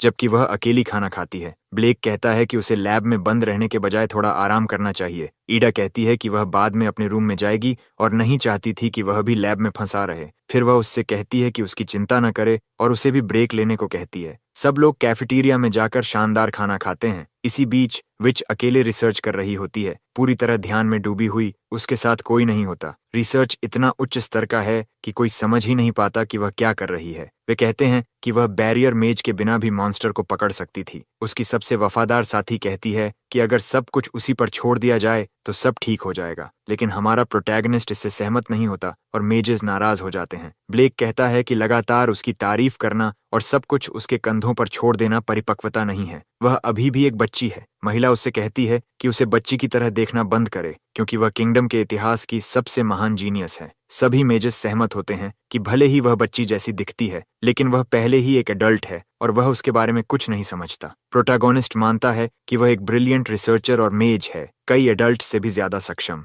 लेकिन इससे यह तथ्य नहीं बदलता कि वह अभी भी एक बच्ची है जो दूसरों को देखकर ईर्ष्या महसूस करती है। और मिनोटॉर के साथ लड़ाई के दौरान वह जम गई थी, क्योंकि जितनी ब्रिलियंट वह है उतनी ही दयालु भी है। इसी वजह से वह वैसा व्यवहार करती है जैसा बड़े लोग उससे उम्मीद करते हैं। वह कहता है कि उनका इतने विश्वास के साथ यह कहना कि वह एक एडल्ट है बिल्कुल बेतुका है। वह पूछता है कि क्या उन्होंने कभी विच से ईमानदारी से बात करके उसकी भावनाओं को समझने की कोशिश की है, या वे कभी सच में ईडा की मदद करना ही नहीं चाहते थे। वहां मौजूद सभी मेजेस चुप हो जाते हैं और सोच में पड़कर वहां से चले जाते हैं। उसी समय विच उदास और थकी हुई चेहरे के साथ वहां आती है। हमारा प्रोटैगनिस्ट उससे बात करने की कोशिश करता है, लेकिन वह मुड़कर बिना कुछ कहे चली जाती है। बाद में अपने कमरे में ब्लेक दरवाजे पर दस्तक सुनता है। 13-year-old विच अंदर आती है और पूछती है कि क्या वे थोड़ी देर बात कर सकते हैं। वह लड़की के लिए कॉफी बनाता है और वह असुविधा के लिए माफी मांगती है। हमारा हीरो ठंड होने की वजह से उसके चारों ओर एक ब्लैंकेट लपेट देता है और वह उसे धन्यवाद देती है। वह मासूमियत से कॉफी पीती है। वह उसे अपनी समस्याओं में घसीटने के लिए माफी मांगती है और वह मानता है कि वह खुद ही इसमें शामिल हुआ था। वह कहती है कि शुरुआत में वह मेजिस के साथ काम करने को लेकर बहुत उत्साहित थी, लेकिन बाद में सब बदल गया क्योंकि सभी उसे जीनियस कहने लगे और सब कुछ उसके लिए आसान मान लिया गया। लेकिन उसे पता है कि उन्होंने धीरे धीरे कम काम करना शुरू कर दिया और सारा काम उसी पर डाल दिया। हमेशा से ऐसा ही होता आया है। उसके आसपास के लोग उसी की वजह से बदल गए। वे सब एक सामान्य गांव के साधारण लोग थे। उसके परिवार में कोई नोबल या मेज नहीं था, बस सामान्य लोग थे। फिर उसने जल्दी बोलना सीखा और बाद में चलना भी। उसने घर में मौजूद एक किताब से पढ़ना सीखा। बहुत छोटी उम्र में ही वह मैजिक से प्रभावित हो गई और उसे पहले से ही जीनियस माना जाने लगा। उसी दिन से उसे मैजिक की शिक्षा मिलने लगी। वह जल्दी ही अपार प्रतिभा वाली एक्स्ट्रॉर्डिनरी मेज बन गई। सभी उसे जीनियस और प्रोडिजी कहने लगे और उससे उम्मीद करने लगे कि वह पूरी तरह इंडिपेंडेंट रहे। उसे एक बच्चे की तरह नहीं बल्कि एक एडल्ट की तरह व्यवहार करना पड़ा और बहुत जल्दी बड़ा होना पड़ा। मेजेस के लिए रिसर्च और कॉम्बैट ही उनकी जिंदगी का मिशन होता है। जल्द ही उसने 6 इयर्स की उम्र में रिसर्च और कॉम्बैट ट्रेनिंग शुरू कर दी और उस समय वह बहुत दबाव में थी। उसे अपने पेरेंट्स और आसपास के लोगों की उम्मीदों पर खरा उतरना था। हमेशा एक जीनियस बनकर रहना था, बच्ची नहीं। इसी कारण उसे अपने दिल को कठोर बनाने की कोशिश करनी पड़ी, लेकिन अंदर से वह अब भी दुख महसूस करती है। हमारा प्रोटेगनिस्ट समझ जाता है कि वह मॉन्स्टर्स से भी डरती है। आखिर जब उसने उस समय ईडा को बचाया था तब उन्होंने एक मिनोटॉर का सामना किया था और उस समय भी वह काफी डरी हुई लग रही थी। लड़की कहती है कि यह बात नोटिस करने के लिए वह काफी ऑब्जर्वेंट है। आखिर वह सच में क्रीचर्स का सामना करने से डरती है। जब वह हीरोइन की टीम का हिस्सा थी तब वैनगार्ड मॉन्स्टर्स से सीधे लड़ता था और वह सपोर्ट में रहती थी, लेकिन वह मॉन्स्टर्स से इतनी डरती है कि अकेले उनसे लड़ नहीं सकती। हमारा प्रोटैगनिस्ट समझता है कि वह भी क्रीचर्स से लड़ने से डरता है। भले ही वह बैटल के दौरान अपने डर को दबा देता है, उसने हर दिन लड़ाई की जब तक कि डर उस पर असर करना बंद नहीं कर दिया ताकि वह जीवित रह सके। लड़की भी ऐसा ही करना चाहती थी, लेकिन ब्लेक कहता है कि उसे ऐसा करने की जरूरत नहीं है। वह जैसी है वैसी ही ठीक है, लेकिन सब लोग चाहते हैं कि वह मजबूत बने, सबसे ज्यादा मजबूत और एक जीनियस बने। वह अपनी पूरी कोशिश करना चाहती है ताकि वह किसी को निराश न करे और मॉन्स्टर्स को हरा सके। आखिर में उसे इस बात का डर है कि कहीं लोग उसे छोड़ न दें। उसे डर है कि उसके पेरेंट्स उसे बेकार या बिना टैलेंट के समझेंगे, कि उसके आसपास के लोग उसे जीनियस मानना बंद कर देंगे और उसे छोड़ देंगे। इस डर से वह घबरा जाती है और लोगों से विनती करने लगती है कि उसे छोड़कर न जाए। वह वादा करती है कि वह जीनियस बनेगी और एडल्ट की तरह व्यवहार करेगी, बस उसे पीछे न छोड़ें। उसी समय हमारा प्रोटैगनिस्ट धीरे से उसके सिर पर हाथ फेरता है और कहता है कि सब ठीक हो जाएगा। वह वादा करता है कि वह विच को कभी नहीं छोड़ेगा। वह कहता है कि उसकी जिंदगी बहुत कठिन रही है और उसने पहले ही बहुत सहा है। उसी पल वह मानता है कि उसने बहुत अच्छा काम किया है। ये सुनकर विच रो पड़ती है और बैरियर मेज को गले लगा लेती है। वह कहती है कि वह बस अपने दोस्तों के साथ खेलना चाहती थी, मिठाइयाँ खाना चाहती थी और अपने परिवार के साथ समय बिताना चाहती थी। भले ही उसे रिसर्च पसंद है, लेकिन मॉन्स्टर्स से लड़ना उसे बिल्कुल पसंद नहीं, क्योंकि उसे चोट लगने का डर लगता है। वह मदद मांगना चाहती थी क्योंकि बच्चे आम तौर पर बड़ों पर निर्भर होते हैं, लेकिन उसके मामले में क्योंकि वह जीनियस है, कोई उसकी मदद नहीं करना चाहता क्योंकि सब उसे पहले से ही एडल्ट मानते हैं। ब्लेक उसे कहता है कि उसे इतना ज्यादा कोशिश करने की जरूरत नहीं है और वह उससे मदद मांग सकती है। प्रोटैगनिस्ट वादा करता है कि जब भी उसे मुश्किल होगी वह उस पर भरोसा कर सकती है। दोनों एक दूसरे को गले लगाते हैं और वह हमारे हीरो को दिल से धन्यवाद देती है। उसका हाथ पकड़े पकड़े वह उसकी गोद में सो जाती है। ब्लेक को अपने जीवन का वह समय याद आता है जब उसने उसे जंगल में जमीन पर पड़ा पाया था, जब उसने उसे बचाया था और उसके घायल होने पर उसे सुलाया और उसकी देखभाल की थी। ब्लेक पूरे समय उसके पास ही रहा जब तक वह ठीक नहीं हो गई और कई साल बाद वह अब बड़ी हो चुकी उसी लड़की के साथ फिर वही कर रहा है। सोने की कोशिश करते हुए वह मेज से कहती है कि उसे अकेला छोड़कर न जाए। हमारा हीरो कहता है कि वह यहीं उसके पास है और कहीं नहीं जा रहा। कुछ डेज बाद वे शहर में साथ घूमने निकलते हैं और लड़की ने कैजुअल कपड़े पहने होते हैं। कुछ डेज पहले पार्क जाने से पहले लड़की ने अपने मेजेस के साथ एक मीटिंग की थी और सभी से रिसर्च में अपना बेस्ट देने को कहा था। सभी ने बहुत मेहनत की, लड़की ने भी। अगले दिनों में वह सबसे मदद मांगती रही और रिसर्च में बहुत मेहनत करती रही। एक समय ऐसा आया जब वह थक गई और ब्लेक से गले लगकर कहने लगी कि वह इतनी थक चुकी है कि अब सह नहीं पा रही। हमारा प्रोटैगनिस्ट उसे धीरे से सांत्वना देता है और उस छोटी लड़की को कई बार गले लगाता है। यह समझकर कि ईडिया बहुत ज्यादा तनाव में है, वह उसकी मदद करना चाहता है। कुछ ऐसा सोचते हुए जो वे साथ कर सकें। उसे याद आता है कि उसका एक डे ऑफ है और वह उसे बाहर चलने के लिए कहता है। तुरंत लड़की कहती है कि वह अंकल ब्लेक के साथ बाहर जाना चाहती है। अगले दिन वे सिटी मार्केट में मिलते हैं और दोनों कैजुअल कपड़ों में होते हैं। दोनों घूमना शुरू करते हैं और विच नोटिस करती है कि शहर में कितने लोग हैं। विच कहती है कि यह उसका मेन स्ट्रीट मार्केट में पहली बार आना है क्योंकि उसे कभी बाहर जाने का मौका नहीं मिला। ब्लेक कहता है कि चूंकि यह उसका पहली बार है इसलिए बहुत मजा आएगा। वे कई तरह की स्वीट्स छकने लगते हैं और जैसे ही ईडा दूसरे बच्चों को देखती है वह उनके साथ खेलने लगती है। ये देखकर हमारा प्रोटैगनिस्ट बहुत खुश होता है और शाम के समय वह अपने दोस्तों को अलविदा कहती है। लड़की बहुत मुस्कुरा रही होती है और वे एक दुकान के पास से गुजरते हैं जहां नेकलेसेस और ज्वेलरी बिक रही होती हैं। हमारा प्रोटैगनिस्ट पूछता है कि क्या उसे कुछ पसंद आया। वह एक नेकलेस देखने लगती है। फिर हमारा हीरो कहता है कि वह उसके लिए एक खरीदेगा और ईडा पैसे देने की पेशकश करती है, लेकिन बैरियर मेज कहता है कि यह उसके लिए गिफ्ट होगा। लड़की अपने नेकलेस से बहुत खुश हो जाती है और उसे गिफ्ट के लिए धन्यवाद देती है। दुकान वाला भी कहता है कि ब्लेक बहुत अच्छे फादर हैं और उनकी बेटी बहुत प्यारी है। स्थिति समझाने के बजाय वे दोनों ऐसे ही व्यवहार करते हैं जैसे वे सच में फादर और डॉटर हों। एक वीक बाद विच कहती है कि उसे अभी तक मायाज़मा का काउंटर नहीं मिला। अपने एनालिसिस में उसने देखा कि बैरियर मायाज़मा को रोकने और शुद्ध करने में प्रभावी है और वह और बैरियर मेजेस को इकट्ठा करने की योजना बनाती है। कमरे में मौजूद सभी मेजेस उससे माफी मांगते हैं कि उन्होंने सारा काम उसी पर डाल दिया और उसके साथ अडल्ट जैसा व्यवहार किया। उन्होंने एक बच्चे पर बहुत ज्यादा जिम्मेदारी डाल दी और अपने काम को नजरअंदाज कर दिया। वे यह भी स्वीकार करते हैं कि उन्हें ब्लेक से जलन थी। उन्होंने उसका बहुत अपमान किया और घमंड से व्यवहार किया। वे ईमानदारी से माफी मांगते हैं और दोनों के सामने झुक जाते हैं। ब्लेक और विच कहते हैं कि सब ठीक है और उन्हें इन बातों से कोई समस्या नहीं है। वह कहती है कि उनका हर चीज के लिए उसी पर निर्भर रहना सही नहीं है। वे ब्लेक से भी माफी मांगते हैं और कहते हैं कि अब उन्हें समझ आया कि उसके बैरियर्स कितने महत्वपूर्ण हैं। वे स्वीकार करते हैं कि बैरियर मैजिक सच में अद्भुत है। ईडा पूछती है कि वे अचानक माफी क्यों मांग रहे हैं और महिला कहती है कि यह सब ब्लेक की वजह से है। उन्हें हमेशा लगता था कि वह ठीक नहीं है और वे जानते थे कि इसमें उनका भी हिस्सा है, लेकिन उनमें अपनी कमजोरी का सामना करने की हिम्मत नहीं थी। मेज ने उन्हें डांटा और विच को फिर से मुस्कुराने में मदद की। तभी उन्होंने माफी मांगी और माना कि ब्लेक की टेक्निक्स और उसका व्यक्तित्व दोनों ही अद्भुत हैं। 13-year-old विच कहती है कि वह दिल से मानती है कि ब्लेक सच में एक अद्भुत इंसान है। रिसर्च खत्म होने के बाद हमारा प्रोटैगनिस्ट मेजेस के ग्रुप से विदा लेता है। विच कहती है कि अगर कुछ नया पता चला तो वह ब्लेक को बताएगी। फिर वह पूछती है कि वे फिर कब खेलेंगे और वह कहता है कि जब भी वह चाहे तब खेल सकते हैं। सभी लोग प्यार से बैरियर मेज को अलविदा कहते हैं। वह काफी समय से दूर था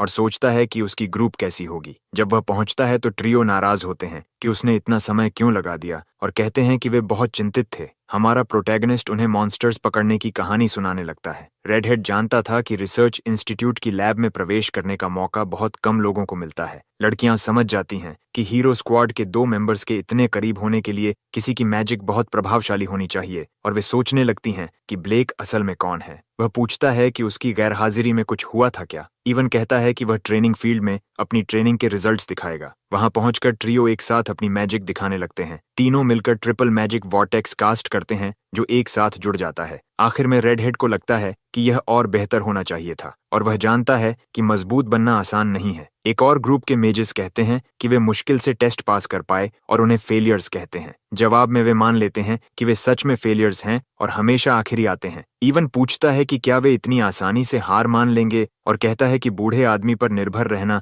सही नहीं है। इससे तंग आकर वह कहता है कि वह हार नहीं मानना चाहता और हमेशा बूढ़े आदमी पर भी निर्भर नहीं रहना चाहता। कुछ समय बाद रेडहेड घुटनों के बल बैठकर ब्लेक से विनती करता है कि वह उसे मैजिक सिखाए ताकि वह मजबूत बन सके और एकेडमी से निकाला न जाए। वह कहता है कि वह इतना नीचे इसलिए गिरा है क्योंकि वह कंट्री साइड की एक नोबल फैमिली का सबसे बड़ा बेटा है। दूसरे शब्दों में उसका पूरा परिवार उसकी सफलता पर निर्भर है, लेकिन वे सिर्फ नाम के नोबल्स हैं क्योंकि उन्होंने कभी विलासिता नहीं देखी और हमेशा मेहनत ही की है। हमारा एमसी कहता है कि वह मदद कर सकता है, लेकिन सिर्फ बैरियर टेक्निक्स में। रेडहेड पहले से ही यही उम्मीद कर रहा था, लेकिन वह हैरान हो जाता है जब ब्लेक कहता है कि वह उसे कॉम्बैट टेक्निक्स भी सिखा सकता है। एक दिन बाद रेडहेड पूछता है कि लड़कियां वहां क्या कर रही हैं। लड़कियां कहती हैं कि उन्हें पीछे छोड़ना आसान नहीं था और वे भी बूढ़े आदमी से सीखने वाली हैं। एमसी कहता है कि उसने दोनों को बुलाया क्योंकि वे भी इवन की तरह महसूस कर रही थीं। रेडहेड नाराज हो जाता है क्योंकि उसे इसके लिए विनती करनी पड़ी और उन्हें नहीं।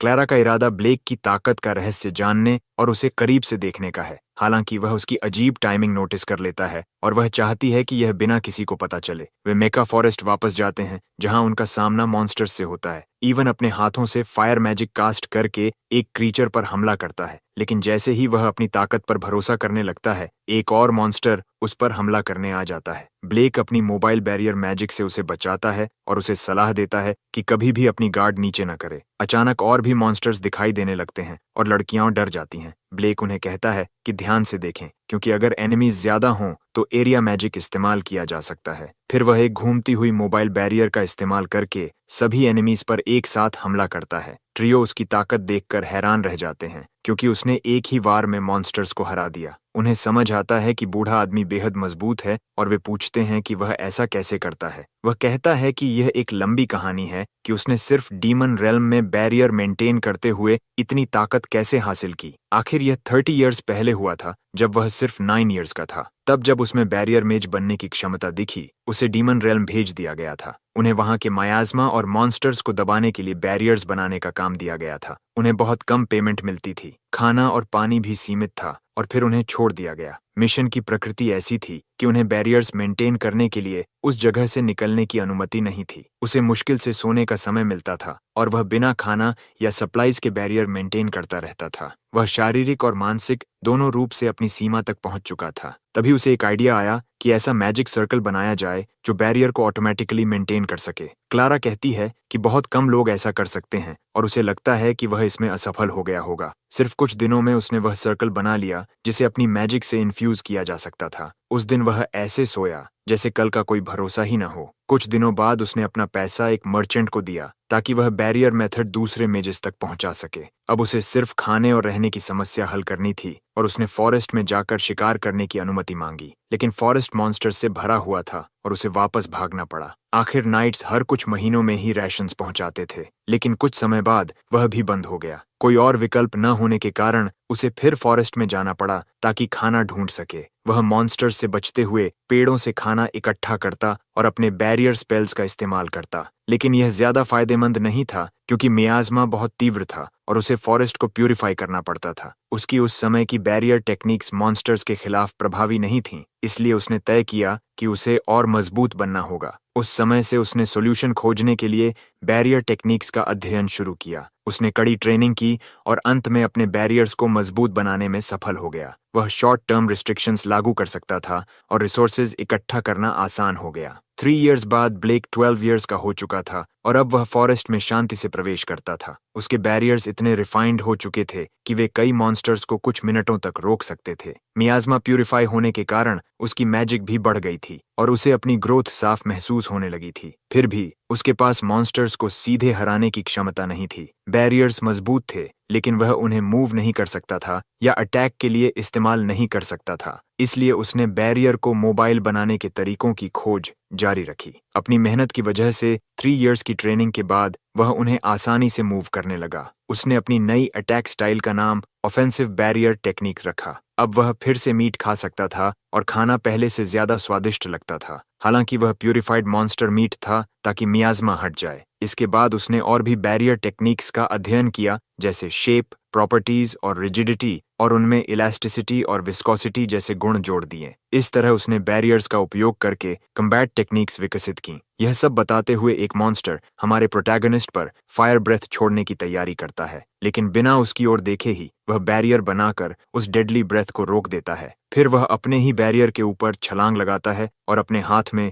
मोबाइल बैरियर बनाकर अटैक करता है। वह बैरियर को सोड की तरह इस्तेमाल करते हुए मॉन्स्टर को काट देता है और आसानी से खत्म कर देता है। वह बताता है कि अब वह बैरियर की शेप बदल सकता है, जैसे उसे सोड में बदलना। ट्रियो यह देखकर स्तब्ध रह जाता है कि उसने एक और सैलमेंडर को एक ही अटैक में हरा दिया। इवन को भी पूरी तरह एहसास नहीं होता कि वह कितना शक्तिशाली है। अब सभी को उसकी ताकत और उसकी प्रभावशाली बैक स्टोरी का कारण समझ आ जाता है। वे मानते हैं कि उसका जीवन बहुत कठिन रहा और फिर भी वह अपनी महानता नहीं दिखाता। ब्लेक कहता है कि अगर वे भी उतनी मेहनत करें जितनी उसने की थी तो वे भी यह हासिल कर सकते हैं, क्योंकि उनमें पोटेंशियल है। लड़कियों को अजीब लगता है कि वह इसे इतनी सहजता से कहता है। यह थोड़ा इंसेंसिटिव भी लगता है, लेकिन रेडहेड बिल्कुल नहीं डरता क्योंकि वह मेज की तरह मजबूत बनना चाहता है और उसे कोई दूसरा रास्ता नहीं दिखता। उसी समय बूढ़ा आदमी कहता है कि सामने आए सैलमेंडर्स का सामना करो। वह कहता है कि अगर वे पूरी कोशिश करें तो उस मॉन्स्टर को हरा सकते हैं, लेकिन ट्रियो डर जाता है और कहता है कि वे अकेले सैलमेंडर को नहीं हरा सकते। दूसरी ओर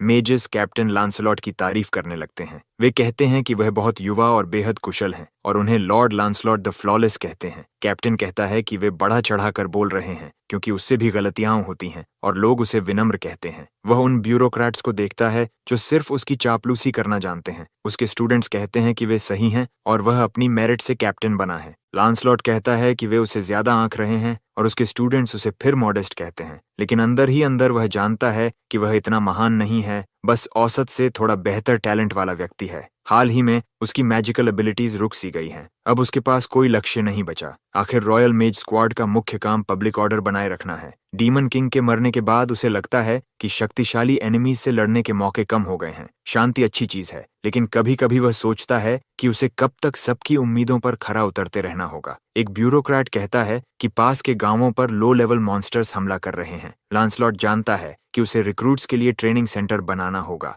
और वह सोचने लगता है कि इसमें कौन हिस्सा लेगा। इसी बीच हम ट्रियो को किसी बात पर शिकायत करते हुए देखते हैं। प्रोटैगनिस्ट उन्हें पानी देता है और इवन पूछता है कि वह इतना शांत कैसे रह सकता है। आखिर वे फर्स्ट डिवीजन के साथ एक्सपीडिशन पर जाने वाले हैं। हमारा एमसी मॉन्स्टर्स से लड़ने का आदी है और उन्हें यह पागलपन लगता है। फिर भी वे थोड़ा आत्मविश्वास महसूस करते हैं क्योंकि उन्होंने बूढ़े आदमी के साथ ट्रेनिंग की है और अब मजबूत हो चुके हैं। दूसरे ग्रुप्स हमेशा की तरह उन्हें फेलियर्स कहने लगते हैं। लड़ाई शुरू होने से पहले ही कमांडर सबको अपनी जगह पर रहने का आदेश देता है। लांसलॉट कहता है कि विलेज तक पहुंचने में 2 वीक्स लगेंगे और उन्हें डजन्स ऑफ लेवल 3 मॉन्स्टर्स का सामना करना पड़ेगा। वे 4 लोगों की स्क्वाड्स बनाएंगे और पूरे समय फॉर्मेशन बनाए रखेंगे। कमांडर्स उन्हें मिशन के लिए कैरेजेस की ओर मार्च शुरू करने का आदेश देते हैं। वे आदेश मानते हैं और मार्च शुरू करते हैं, लेकिन 6 आवर्स लगातार चलने के बाद सब बेहद थक जाते हैं क्योंकि रास्ता बहुत स्टीप है। कमांडर्स 30 मिनट ब्रेक की घोषणा करते हैं और सब उनका धन्यवाद करते हैं, लेकिन एक कमांडर उन यंग रिक्रूट्स से चिढ़ जाता है जो आराम कर रहे थे। वह कहता है कि रिक्रूट्स को स्क्वाड मेंबर्स का ख्याल रखना चाहिए और उन्हें खाना लाकर देना चाहिए। इसलिए ट्रियो को बड़े मेंबर्स के शोल्डर्स मसाज करने पड़ते हैं। जब बड़े लोग सोते हैं तब रिक्रूट्स को आराम नहीं मिलता और उन्हें गार्ड पर खड़ा रहना पड़ता है। 7 डेज बाद उन्हें लगता है कि वे थकान से मरने वाले हैं। ट्रियो में से कोई भी यह सब सह नहीं पा रहा, सिवाय ब्लेक के, जो बिल्कुल ठीक और ऊर्जा से भरा हुआ दिखाई देता है और ग्रुप को पानी देता रहता है। वह कहता है कि पहले फॉरेस्ट में चलते समय उसने ऐसे अनुभव झेले हैं। ट्रियो समझ नहीं पाते कि बूढ़े आदमी को कैसे जज करें क्योंकि उसके स्टैंडर्ड्स सामान्य नहीं हैं। वे सोचते हैं कि बाकी रिक्रूट्स कहाँ हैं। कमांडर्स कहते हैं कि वे तो बहुत पहले भाग गए। वे कहते हैं कि ड्राउ अच्छा कर रहा है क्योंकि ज्यादातर रिक्रूट्स पहले कुछ दिनों में ही भाग जाते हैं। एक घमंडी कमांडर पूछता है कि क्या ब्लेक वही है जो एलिस की रिकमेंडेशन से आया था। फिर वे उसका मजाक उड़ाते हैं कि वह मिडिल एज्ड बैरियर मेज है। रेडहेड उसका बचाव करता है और कहता है कि वह अपनी मेरिट से आया है और उन्हें पता ही नहीं कि वह कितना मजबूत है। कमांडर्स कहते हैं कि ट्रियो घमंडी हो गया है और अपने सुपीरियर्स का सम्मान करना बंद कर दिया है। जैसे ही लड़ाई होने वाली होती है, लांसलॉट बीच में आकर उसे रोक देता है। वह ट्रियो से कहता है कि परेशानी से दूर रहें और वे उसके हस्तक्षेप के लिए उसे धन्यवाद देते हैं। कमांडर को विश्वास नहीं होता कि उसने गंथर को हरा दिया था और उसे लगता है कि वह अपनी असली ताकत छुपा रहा है। 14 डेज बाद वे आखिर एक ऐसे विलेज पहुंचते हैं जिसे ईवल बीइंग्स ने नष्ट कर दिया था। एक आदमी कहता है कि विलेजेस पर लगातार क्रीचर्स हमला कर रहे हैं। रोते हुए वह कहता है कि उसे मॉन्स्टर के लेयर का पता है और उनसे विनती करता है कि वे उन्हें हरा दें। बाहर ट्रियो पूरी तरह थका हुआ दिखाई देता है जबकि लांसलॉट विलेजर से बात कर रहा होता है। हमारा हीरो लौटता है और इवन उससे माफी मांगता है कि उसने ग्रुप लीडरशिप उसी पर छोड़ दी थी। स्क्वाड लीडर्स कमांडर की बात सुनने के लिए इकट्ठा होते हैं। लांसलॉट कहता है कि विलेज चीफ उनसे झूठ बोल रहा है। चीजें जली हुई हैं, लेकिन उसने कोई विमेन नहीं देखी और उसे शक है कि उन्हें डीमंस द्वारा धमकाया जा रहा है। सभी लांसलॉट की इतनी जल्दी सच पहचान लेने की क्षमता से हैरान हो जाते हैं। वह उन्हें आदेश देता है कि विलेज की कोई भी चीज न खाएं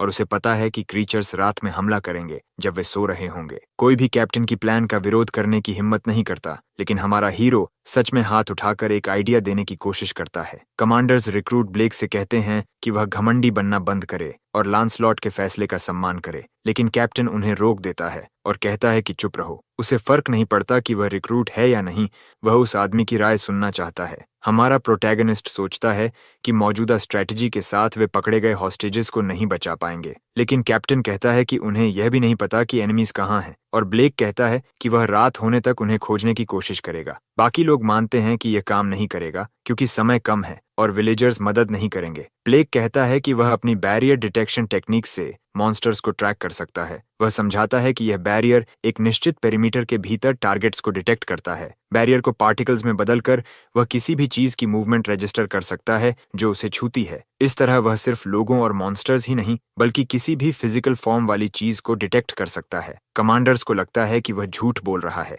क्योंकि उनके हिसाब से बैरियर टेक्निक्स बेकार होती हैं। यह साबित करने के लिए वह कहता है कि उसके पीछे 2 लोग पानी पी रहे हैं और जम्हाई ले रहे हैं। वे चौंक जाते हैं और सोचते हैं कि बैरियर मेज ने यह सब पहले से अरेंज किया होगा। लांसेलॉट फैसला करता है कि उनकी स्क्वाड मॉन्स्टर्स के हाइडआउट को लोकेट करेगी और हॉस्टेजेस को रेस्क्यू करेगी। बाकी लोग मानते हैं कि रिक्रूट्स के ऑफेंसिव होने से भी कुछ नहीं बदलेगा, लेकिन कैप्टन घोषणा करता है कि ऑपरेशन रात में शुरू होगा। रात होते ही प्रोटैगनिस्ट की टीम फॉरेस्ट में हाइडआउट ढूंढने निकलती है। इवन खुश होता है कि लांसलॉट ने रिक्रूट्स जैसे उन्हें इतना महत्वपूर्ण काम दिया है, लेकिन उसे लगता है कि कैप्टन को सच में भरोसा नहीं है कि वे सफल होंगे। वे पूछते हैं कि क्या बूढ़ा आदमी सच में मॉन्स्टर्स को ढूंढ सकता है। वह कहता है कि हाँ, लेकिन रेंज ज्यादा बड़ी नहीं है, इसलिए उन्हें थोड़ी देर चलना पड़ेगा। टीन लड़का सोचता है कि उसकी उम्र के हिसाब से बूढ़ा आदमी बिल्कुल असामान्य है और अब वह इस पर हैरान भी नहीं होता। क्लारा को लगता है कि यह ट्रायो कमाल का है और बैरियर टेक्निक्स बहुत शक्तिशाली हैं, लेकिन हर बार उसके साथ होने पर उसे अजीब घबराहट होती है और उसका दिल तेज धड़कने लगता है। इसी बीच रॉयल मेजेस अपनी कैबिन्स में सो रहे होते हैं और मॉन्स्टर्स उनके कमरों में घुसने लगते हैं ताकि उन पर हमला कर सकें। 3 खतरनाक क्रीचर्स लांसलॉट के बिस्तर तक पहुंच जाते हैं और उसे नाइफ से मारने की कोशिश करते हैं, लेकिन वॉर होने से पहले ही कैप्टन उन्हें अपनी मैजिक से दूर फेंक देता है। वह पहचान जाता है कि वे लेवल 3 लिजर्डमैन हैं और सोचता है कि वे उसे कम समझ रहे हैं। बाकी मेजेस भी इकट्ठा होकर लिजर्डमैन पर हमला करते हैं और अपने कैप्टन की मदद करते हैं। तभी लेवल 4 ऑर्क्स भी आ जाते हैं और स्थिति और कठिन हो जाती है। वे उग्र तरीके से हमला करने लगते हैं और कई रॉयल मेजेस को घायल कर देते हैं। ऑर्क्स के क्रूर हमलों से मेजेस घबरा जाते हैं। तभी लांसलॉट सामने आता है और अपने फायर स्पेल से उन पर हमला करके खतरे को खत्म कर देता है। फिर वह और मॉन्स्टर्स को ढूंढकर खत्म करने लगता है। उसके सबऑर्डिनेट्स अपने कैप्टन को धन्यवाद देते हैं, लेकिन तभी लेवल 6 ऑर्क लॉर्ड सामने आता है और सब डर जाते हैं। उन्हें लगता है कि इतने हाई लेवल एनिमी को वे नहीं हरा पाएंगे। उसी समय कैप्टन आगे बढ़ता है और सब कहते हैं कि लांसलॉट अजेय है। वह छलांग लगाकर विशाल ऑर्क के ऊपर पहुंचता है और 2 स्पेल्स तैयार करता है। दोनों को एक साथ कास्ट करके वह ऑर्क और गॉब्लिन्स पर एक साथ हमला करता है।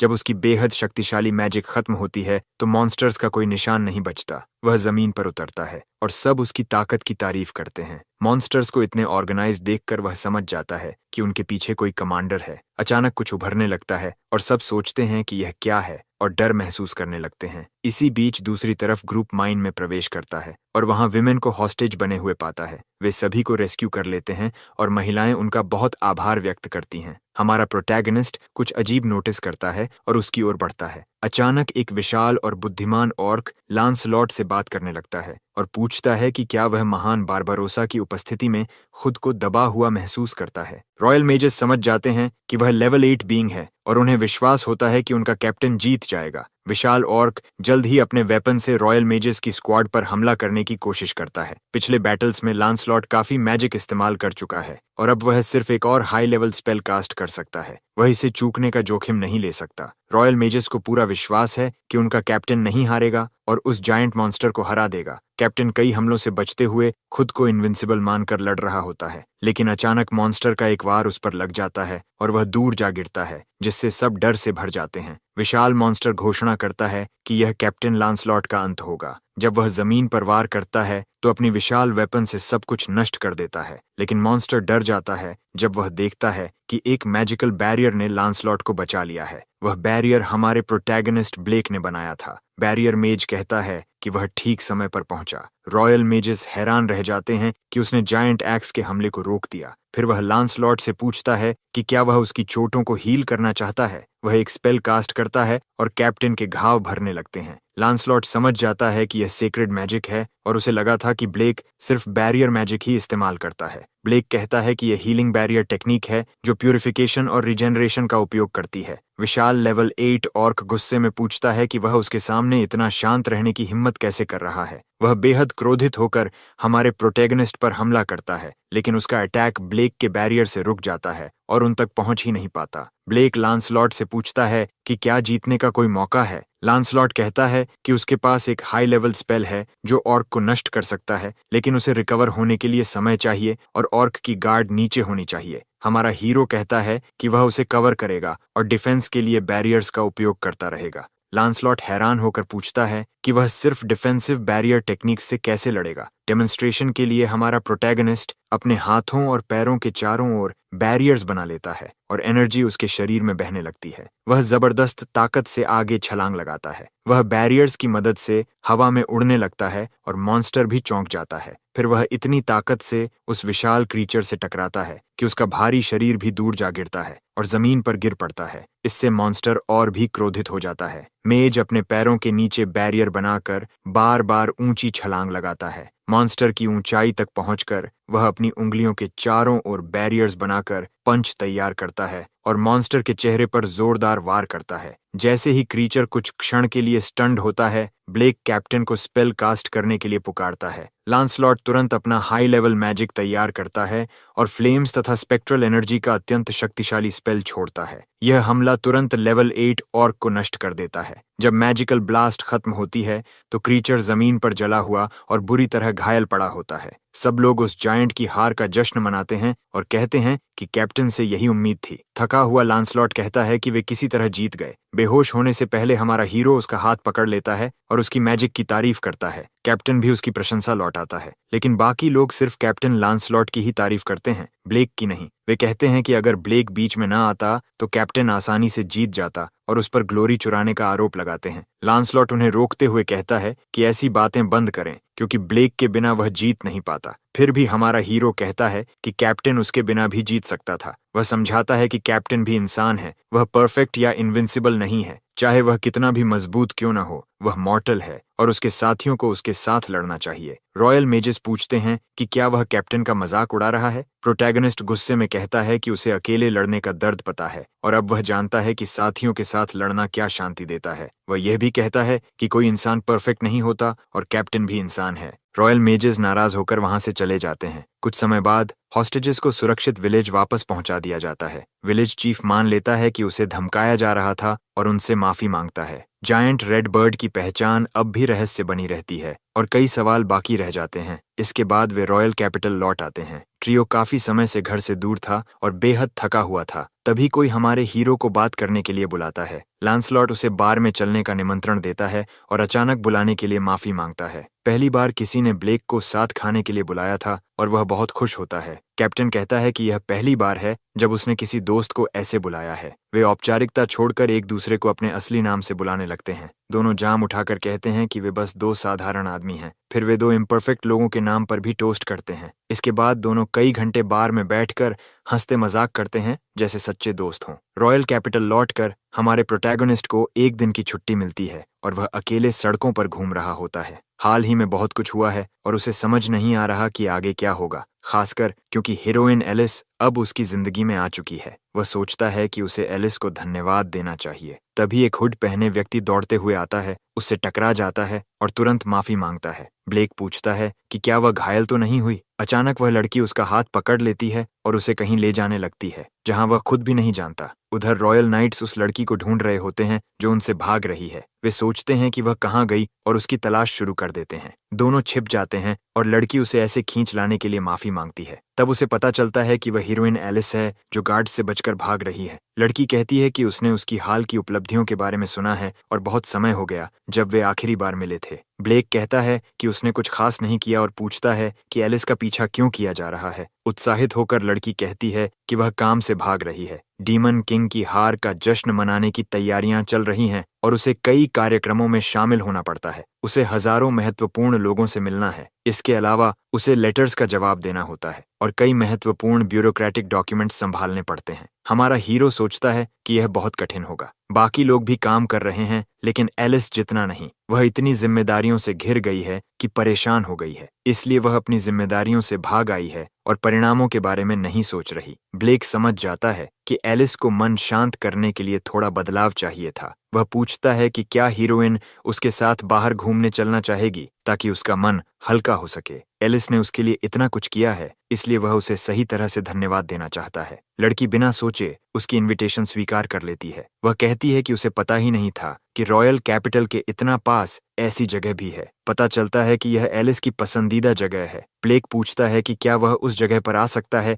जहां एलिस अकेले रहने आती है, और वह उसे अनुमति दे देती है। फिर वह अपने लंच बॉक्स से कई खाने की चीजें निकालती है ताकि वे साथ खा सकें। हमारा हीरो उसके बनाए सैंडविचेस देखकर प्रभावित होता है। वह पूछता है कि 2 सैंडविचेस क्यों हैं, लेकिन वह इसका जवाब नहीं देती। वे जल्दी ही खाना शुरू कर देते हैं और प्रोटैगनिस्ट उसके बनाए खाने की तारीफ करता है। वह कहता है कि वह बहुत अच्छी कुक है। एलिस कहती है कि हीरोइन होने के बावजूद वह काफी घरेलू है। हमारा प्रोटैगनिस्ट इसे बिल्कुल अजीब नहीं मानता। एलिस बताती है कि हीरोइन बनने से पहले वह एक साधारण गांव की सामान्य लड़की थी। वह बस घर के कामों में अच्छी थी और उसके पास कोई खास शक्ति नहीं थी। फिर एक दिन उसे देवी ऑल्ट्रिया का रेवलेशन और ब्लेसिंग मिला। उसी दिन से वह हीरोइन बन गई और उसे विजन्स मिलने लगे कि डीमन किंग को कैसे हराना है। उसे वॉरियर बनने के लिए कठोर ट्रेनिंग से गुजरना पड़ा। उसने पहले कभी सोर्ड तक नहीं पकड़ी थी और उसके हाथों में छाले पड़ गए थे। वह मानती है कि यह आश्चर्यजनक है कि वह इतनी जल्दी मजबूत हो गई और उसे सोर्ड्समैनशिप मजेदार लगने लगा। उसे लगता है कि शायद ये टैलेंट था, और ब्लेक भी मानता है कि वह कम समय में बहुत मजबूत हो गई। एलिस कहती है कि ट्रेनिंग बहुत कठिन थी, एनिमीज बहुत शक्तिशाली थे और उसके पास कम साथी थे।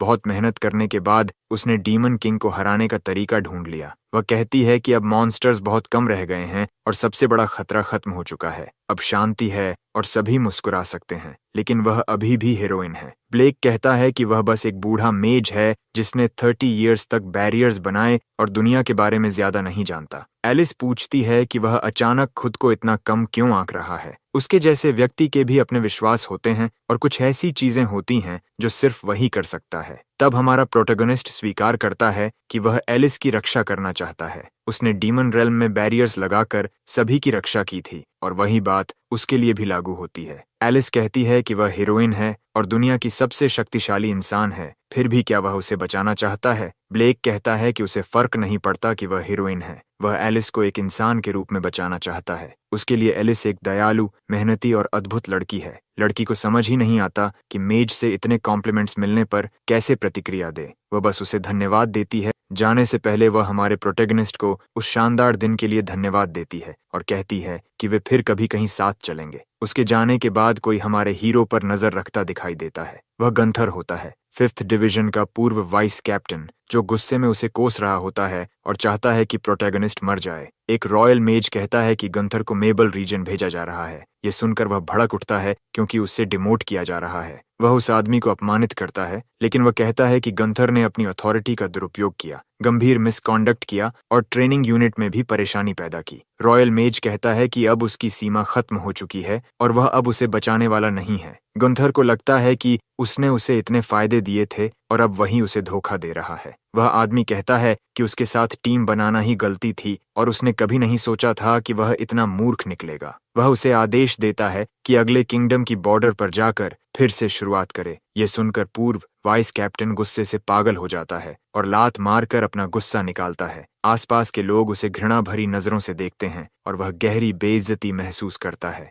रॉयल कैपिटल के मेजेस इस पर हंसते हैं कि उसका अंत कितना शर्मनाक हुआ। पूरी तरह क्रोधित होकर गंथर फायर स्पेल छोड़ देता है और मेजेस को कोसता है। अगले दिन एक उच्च रैंक का मेज उसे उसके पद से हटा देता है। वह खुद को सही ठहराने की कोशिश करता है और कहता है कि वह एक उच्च नोबल रैंक रखता है, लेकिन आदमी कहता है कि उसे तो जेल में होना चाहिए और उसे शुक्र मनाना चाहिए कि उसे सिर्फ डिसमिस किया जा रहा है। गुंथर समझ नहीं पाता कि उसके साथ ऐसा व्यवहार क्यों हो रहा है। सड़क पर घुटनों के बल गिरकर वह देखता है कि लोग उसे अनदेखा कर रहे हैं और उसके सामने दरवाजे बंद कर देते हैं। वह सोचता है कि हीरोइन एलिस शायद उसकी कीमत समझेगी। आखिर जब वे साथ लड़ रहे थे तभी पहली नजर में वह उससे प्यार कर बैठा था और कैप्टन बनने का लक्ष्य भी उसी के लिए रखा था। उसे लगता था कि एलिस उसके आकर्षण को नोटिस करेगी, लेकिन तभी ब्लेक आ गया और लड़की ने गंथर को पूरी तरह भूल गई। इससे उसके भीतर ईर्ष्या और जलन भर जाती है और वह ब्लेक को सारी बुराई की जड़ मानने लगता है। वह सोचता रहता है कि एलिस कहाँ है ताकि वह उससे बात कर सके।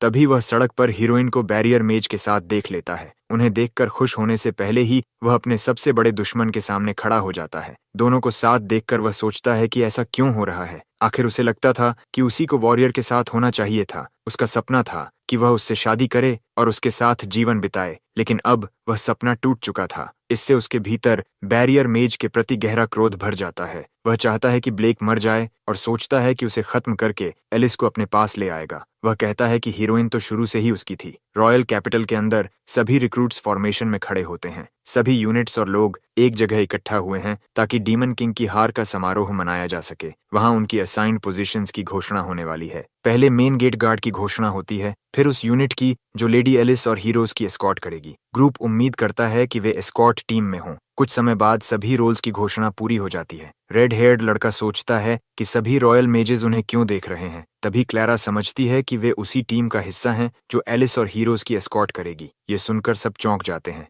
रॉयल मेजेस को पसंद नहीं आता कि रिक्रूट्स को एस्कॉर्ट ड्यूटी दी जाए। लांसलॉट जल्दी से कहता है कि यह एलिस की पर्सनल रिकमेंडेशन है। उन्होंने मॉन्स्टर अटैक के दौरान शानदार प्रदर्शन किया था। ब्लेक ने लॉर्ड गंथर को हराया था और उसे एलिस तथा ईटा का भरोसा भी मिला हुआ है। सभी मान लेते हैं कि वह कैप्टन के साथ लड़ने लायक मजबूत है। कैप्टन घोषणा करता है कि यह अंतिम फैसला है और सभी को अपने अपने कर्तव्य निभाने का आदेश देता है। मेजेस आदेश मान लेते हैं। हैरान क्वार्टेट हीरोइन के कमरे के सामने पहुंचते हैं। इवन इतना घबराया हुआ होता है कि उसे लगता है कि वह उल्टी कर देगा। लड़कियों को यह अच्छा नहीं लगता और वे उसे कहते हैं कि खुद को संभाले, लेकिन सच में वे सब भी घबराहट से कांप रहे होते हैं। आखिर उनके पास कोई विकल्प नहीं होता और वे कमरे में प्रवेश करते हैं। जैसे ही वे अंदर जाते हैं, हीरोइन एलिस और विच पहले से उनका इंतजार कर रही होती हैं। दोनों को इतने करीब देखकर वे हैरान रह जाते हैं। हमारा प्रोटैगोनिस्ट उन्हें ऐसे अभिवादन करता है जैसे वह पहले से ही उनके करीब हो। एलिस कहती है कि उसने सुना है ब्लेक ने मॉन्स्टर्स को हराकर शानदार काम किया है। विच कहती है कि उसे तो पहले से ही उससे यही उम्मीद थी। क्वार्टेट ये देखकर प्रभावित होते हैं कि वे उससे कितनी परिचित और करीब लगती हैं। वे रॉयल नाइट्स के साथ बैठते हैं और बहुत घबरा जाते हैं। तब हीरोइन कहती है कि वे उन्हें नुकसान नहीं पहुंचाएंगे और आराम से बैठ सकते हैं। इवन सोचता है कि दोनों बहुत फ्रेंडली हैं, लेकिन नाइट्स डरावने लगते हैं। ईडा के साथ आई पतली लड़कियां भी उसे देखकर आश्वस्त महसूस करती हैं। क्लारा हैरान हो जाती है कि इतने महान लोग बूढ़े आदमी को जानते हैं, जिससे पता चलता है कि वह कोई साधारण व्यक्ति नहीं है। रेडहेड पहले ही समझ चुका था कि वह असाधारण है, लेकिन उसने नहीं सोचा था कि बात इस स्तर तक जाएगी। एक नाइट हीरोइन से सुझाव देता है और पूछता है कि क्या ब्लेक के साथ आए तीनों भी मजबूत हैं। वह कहता है कि उनमें ताकतवर लोगों जैसा ऑरा नहीं दिखता, लेकिन फिर भी ब्लेक उन पर भरोसा करता है। रॉयल नाइट कहता है कि वे उसके साथ एक टेस्ट ले सकते हैं, इसलिए तीनों एरिना में उसके सामने खड़े हो जाते हैं। वह कहता है कि नियम सरल हैं, अगर वे उस पर एक भी हिट कर दें तो वे जीत जाएंगे। रॉयल नाइट खुद मैजिक का इस्तेमाल नहीं करेगा। तीनों को यह पसंद नहीं आता कि वह उन्हें कमतर समझ रहा है। रेडहेड नाराज होकर कहता है कि वह ऐसा चेहरा न बनाए और फायर स्पेल तैयार करता है। तीनों अपने स्पेल्स तैयार करते हैं और एक साथ रॉयल मेज पर हमला करते हैं। कुछ ही देर बाद तीनों जमीन पर गिर चुके होते हैं। वह पूछता है कि क्या लड़ाई खत्म हो गई। इवन हैरान है कि उसने उनके सारे स्पेल्स डॉज कर दिए। रॉयल नाइट कहता है कि उसे लेडी वॉलबर्गा ने ट्रेन किया है और वह उनके जैसे मेजेस से नहीं हारेगा। वॉलबर्गा होली सोर्ड के हीरोज की वैनगार्ड का हिस्सा थी और सोर्ड्समैनशिप की जीनियस थी। उसे मेजेस से लड़ने का बहुत अनुभव है और उसे हराने का कोई मौका नहीं है। रॉयल नाइट कहता है कि वह एस्कॉर्ट ड्यूटी कमजोर लोगों को नहीं दे सकता। वह पूछता है कि सेरेमोनी तक कितने दिन बचे हैं। एलिस कहती है कि 3 वीक्स बाकी हैं। ब्लेक पूछता है कि अगर वे खुद से मजबूत हो जाएं तो क्या उन्हें टीम में स्वीकार किया जाएगा। रॉयल नाइट कहता है कि सेरेमोनी से 3 डेज पहले वह उन्हें इवैल्यूएट करेगा और फिर फैसला करेगा। हमारा हीरो पूछता है कि उन्हें क्या करना चाहिए। ट्रियो हार मानने से इनकार कर देता है और कहता है कि वे मजबूत बनना चाहते हैं। दोनों हीरोइंस कहते हैं कि वे टीम के लिए प्रार्थना कर रही हैं और उन्हें शुभकामनाएं देती हैं। नाइट सोचता है कि वे सिर्फ 3 वीक्स में क्या हासिल कर सकते हैं, लेकिन वह कहता है कि वह उनकी परफॉर्मेंस देखेगा। ट्रियो तय करता है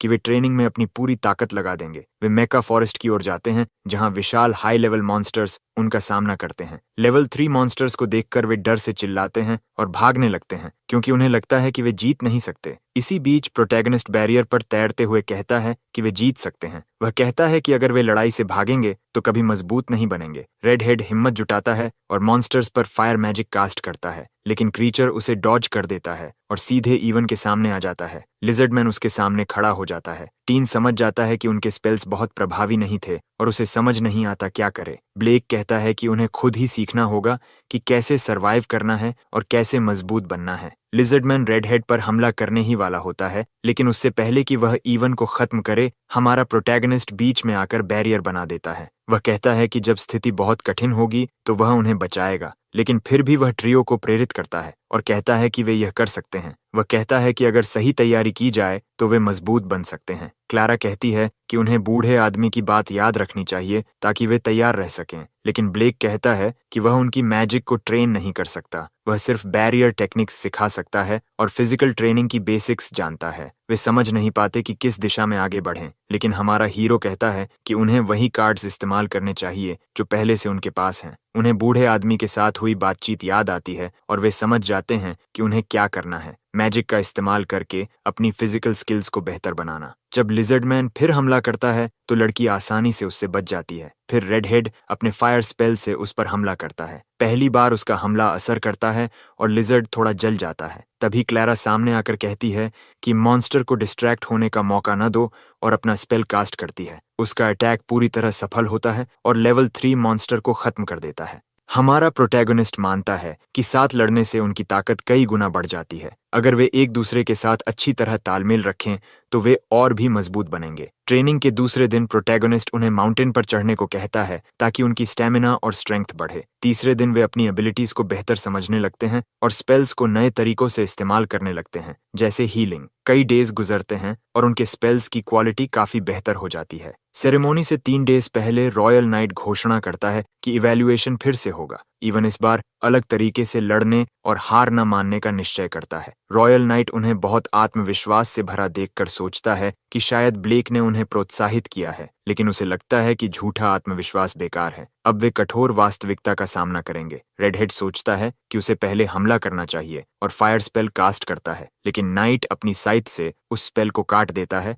और कहता है कि यह बेकार था। तभी क्लैरा उसके पीछे आकर अपना पर्पल स्पेल कास्ट करने लगती है, लेकिन नाइट उस अटैक को भी डॉज कर देता है और कहता है कि यह भी बेकार है। वह लड़की पर हमला करने की कोशिश करता है, लेकिन वह भी बच जाती है। उसे एहसास होता है कि इन दिनों में उन्होंने अपनी फिजिकल एबिलिटीज और स्किल्स को काफी बेहतर कर लिया है। वह यह भी देखता है कि वे एक टीम की तरह लड़ रहे हैं। लड़ाई जारी रहती है, ट्रियो बार बार हमला करते हैं और वह उनके अटैक्स को काटता जाता है। कुछ देर बाद ट्रियो थकने लगते हैं और समझ जाते हैं कि वह सच में बहुत मजबूत है। वे फैसला करते हैं कि आखिरी बार पूरी ताकत से हमला करेंगे। वे उस टैक्टिकल फॉर्मेशन में रॉयल नाइट पर हमला करते हैं जिसका अभ्यास उन्होंने पहले किया था। टीम अपनी नई सीखी हुई मैजिक को एक साथ इस्तेमाल करने की योजना बनाती है। फिर तीनों एक साथ मैसिव इंटरमीडिएट लेवल स्पेल्स छोड़ते हैं। रॉयल नाइट उन विशाल स्पेल्स को काटने में सफल हो जाता है, लेकिन वह खुद भी थक जाता है। इवन निराश हो जाता है कि उसने उनके कंबाइंड अटैक से भी बचाव कर लिया। तभी एलिस कहती है कि लड़ाई खत्म हो गई है। ट्रियो समझ जाते हैं कि उनकी मैजिक खत्म हो चुकी है और उन्हें लगता है कि वे हार गए।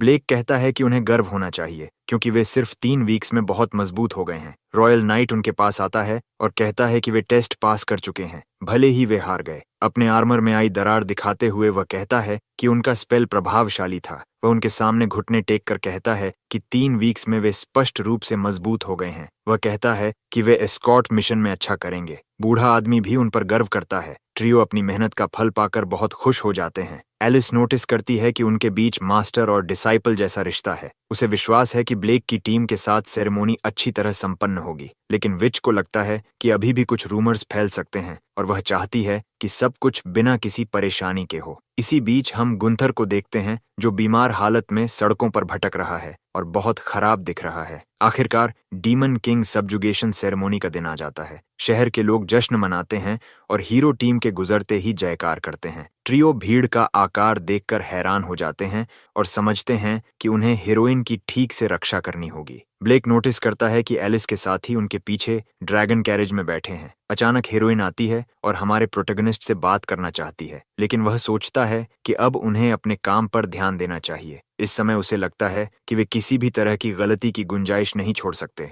आखिर रॉयल नाइट के शब्दों में हीरोइन और उसके साथी लिविंग टारगेट्स हैं। वह बताता है कि हीरोज को किडनैप करने या खत्म करने की कई कोशिशें पहले भी हो चुकी हैं, इसीलिए यह ग्रुप मौजूद है ताकि सबकी जान की रक्षा की जा सके। ब्लेक जानता है कि उन्हें सामान्य से भी अधिक सतर्क रहना होगा। इसी बीच 5th डिवीजन का पूर्व वाइस कैप्टन भीड़ में खड़ा सब कुछ देख रहा होता है और हमारे प्रोटैगनिस्ट के प्रति घृणा से जल रहा होता है। वह ब्लेक को खत्म करना चाहता है और अचानक हीरोज की कैरेज की ओर दौड़ पड़ता है। तभी सब लोग पहचान लेते हैं कि वह पागल व्यक्ति गुंथर है। सभी रॉयल सोल्जर्स उसकी ओर दौड़ते हैं और चेतावनी देते हैं कि अगर उसने विरोध किया तो उसे बख्शा नहीं जाएगा। गंथर पागलों की तरह चिल्लाता है कि एलिस उसकी होगी और वह ब्लेक को खत्म कर देगा। रॉयल गार्ड्स उसकी ओर बढ़ते हैं, लेकिन वह अपनी मैजिक से उन्हें आग में झोंक देता है। उसके स्पेल की फ्लेम्स देखकर जनता डर जाती है और सब समझ जाते हैं कि वह एक मेज है। तभी वाइज विच उसके पीछे प्रकट होती है और वाटर स्पेल कास्ट करती है। वह जल चुके रॉयल सोल्जर के घावों को शांत कर देती है। ट्रियो उस पर झपट पड़ते हैं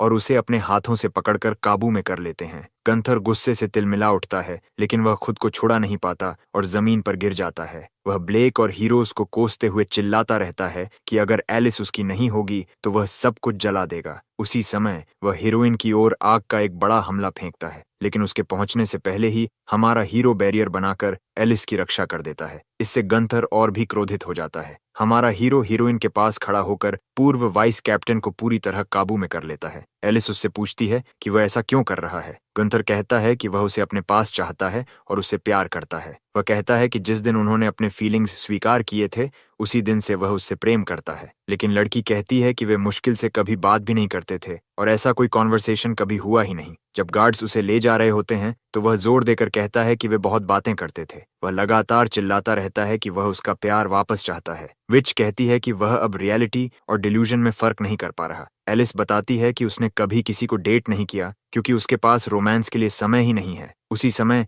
13-year-old विच भीड़ से कहती है कि वह पागल व्यक्ति गिरफ्तार हो चुका है और अब सब कुछ सुरक्षित है। हीरोज की मौजूदगी से सभी नागरिक शांत हो जाते हैं। वे अपनी यात्रा जारी रखते हैं और खुश होते हैं कि इतने अच्छे मेजेस उनकी रक्षा कर रहे हैं। लोग ब्लेक की तारीफ करते हैं कि उसने बैरियर बनाकर एलिस को बचाया। वे यह भी कहते हैं कि ट्रियो बहुत कुशल है और उन्होंने भी अच्छा काम किया। ब्लेक कहता है कि लोग उन्हें ड्रॉप आउट समझते हैं, लेकिन वे वास्तव में बहुत अच्छे हैं। उन्हें अभी तक अपने अंदर की पोटेंशियल का अंदाजा नहीं हुआ है। जब यंग ट्रियो कास्टल पहुंचते हैं तो उसकी भव्यता देखकर दंग रह जाते हैं, खासकर रेड हेड, जो उस जगह की दौलत देखकर बहुत उत्साहित हो जाता है। ब्लेक कहता है कि उन्हें हीरोज ने बुलाया है, इसलिए खुश होना स्वाभाविक है। क्लारा कहती है कि लोग उन्हें बहुत ध्यान से देख रहे हैं, इसलिए उन्हें थोड़ा शांत रहना चाहिए। तभी एलिस और विच अचानक सामने आ जाती हैं और पूछती हैं कि क्या वे सेरेमनी का आनंद ले रहे हैं। दोनों लड़कियां डीमन किंग सब्जुगेशन सेरेमनी के लिए बेहद सुंदर कपड़ों में सजी हुई होती हैं। सभी उनकी तारीफ करते हैं, यहाँ तक कि हमारा प्रोटैगनिस्ट भी कहता है कि वे बहुत सुंदर लग रही हैं।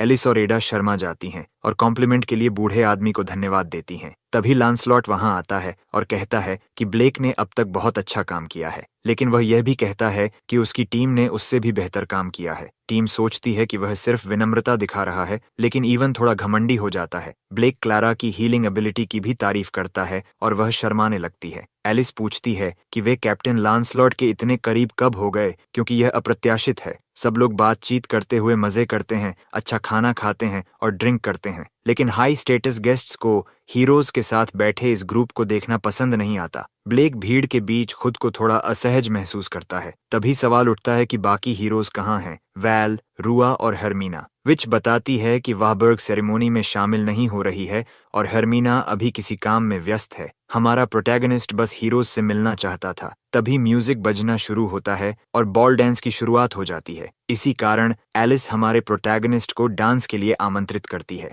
ब्लेक कहता है कि उसने कभी डांस नहीं किया, लेकिन फिर भी हीरोइन के साथ डांस करने लगता है। वह उसे कहती है कि बस उसके कदमों का पालन करे और सब ठीक रहेगा। दोनों बहुत खूबसूरती से डांस करते हैं। बाकी लड़कियां थोड़ा ईर्ष्या महसूस करती हैं, जबकि ईवन को यह सब मजेदार लगता है। इसके बाद बैरियर मेज वाइज विच को डांस के लिए आमंत्रित करता है। वह तुरंत मान जाती है और दोनों भी प्यारे तरीके से डांस करते हैं। एलिस नोटिस करती है कि कैप्टन लांसलॉट मुस्कुरा रहा है। कैप्टन हैरान है कि बैरियर मेज से मिलने के बाद उसका व्यवहार भी बदल गया है। हीरोइन कहती है कि वह एक खास इंसान है जो अपने आसपास के लोगों को बेहतर बना देता है। वे यह भी कहते हैं कि गुंथर भी उससे प्रभावित हुआ था, लेकिन बुरे तरीके से, क्योंकि वह एक घृणित व्यक्ति था। वे पूछते हैं कि अब उसके साथ क्या होगा। कैप्टन कहता है कि उसे गिलोटीन के पास ले जाया जा रहा है और उसकी ऑब्सेशन ही उसे उस हालत तक ले आई। इसमें एलिस की कोई गलती नहीं है। कुछ डेज बाद सेरेमोनी खत्म हो जाती है। हमारा प्रोटैगोनिस्ट कहता है कि सेरेमोनी के बाद उसे एक दूसरे कॉन्टिनेंट पर एक्सपीडिशन पर जाना होगा और यह कठिन होगा। एलिस कहती है कि यह हीरो पार्टी की फेट है, क्योंकि उन्हें डीमन किंग की हार की रिपोर्ट देनी है। ये हेनरिया किंगडम की शक्ति दिखाने के लिए भी है। हालांकि ईडा तो रिसर्च करना ही पसंद करेगी।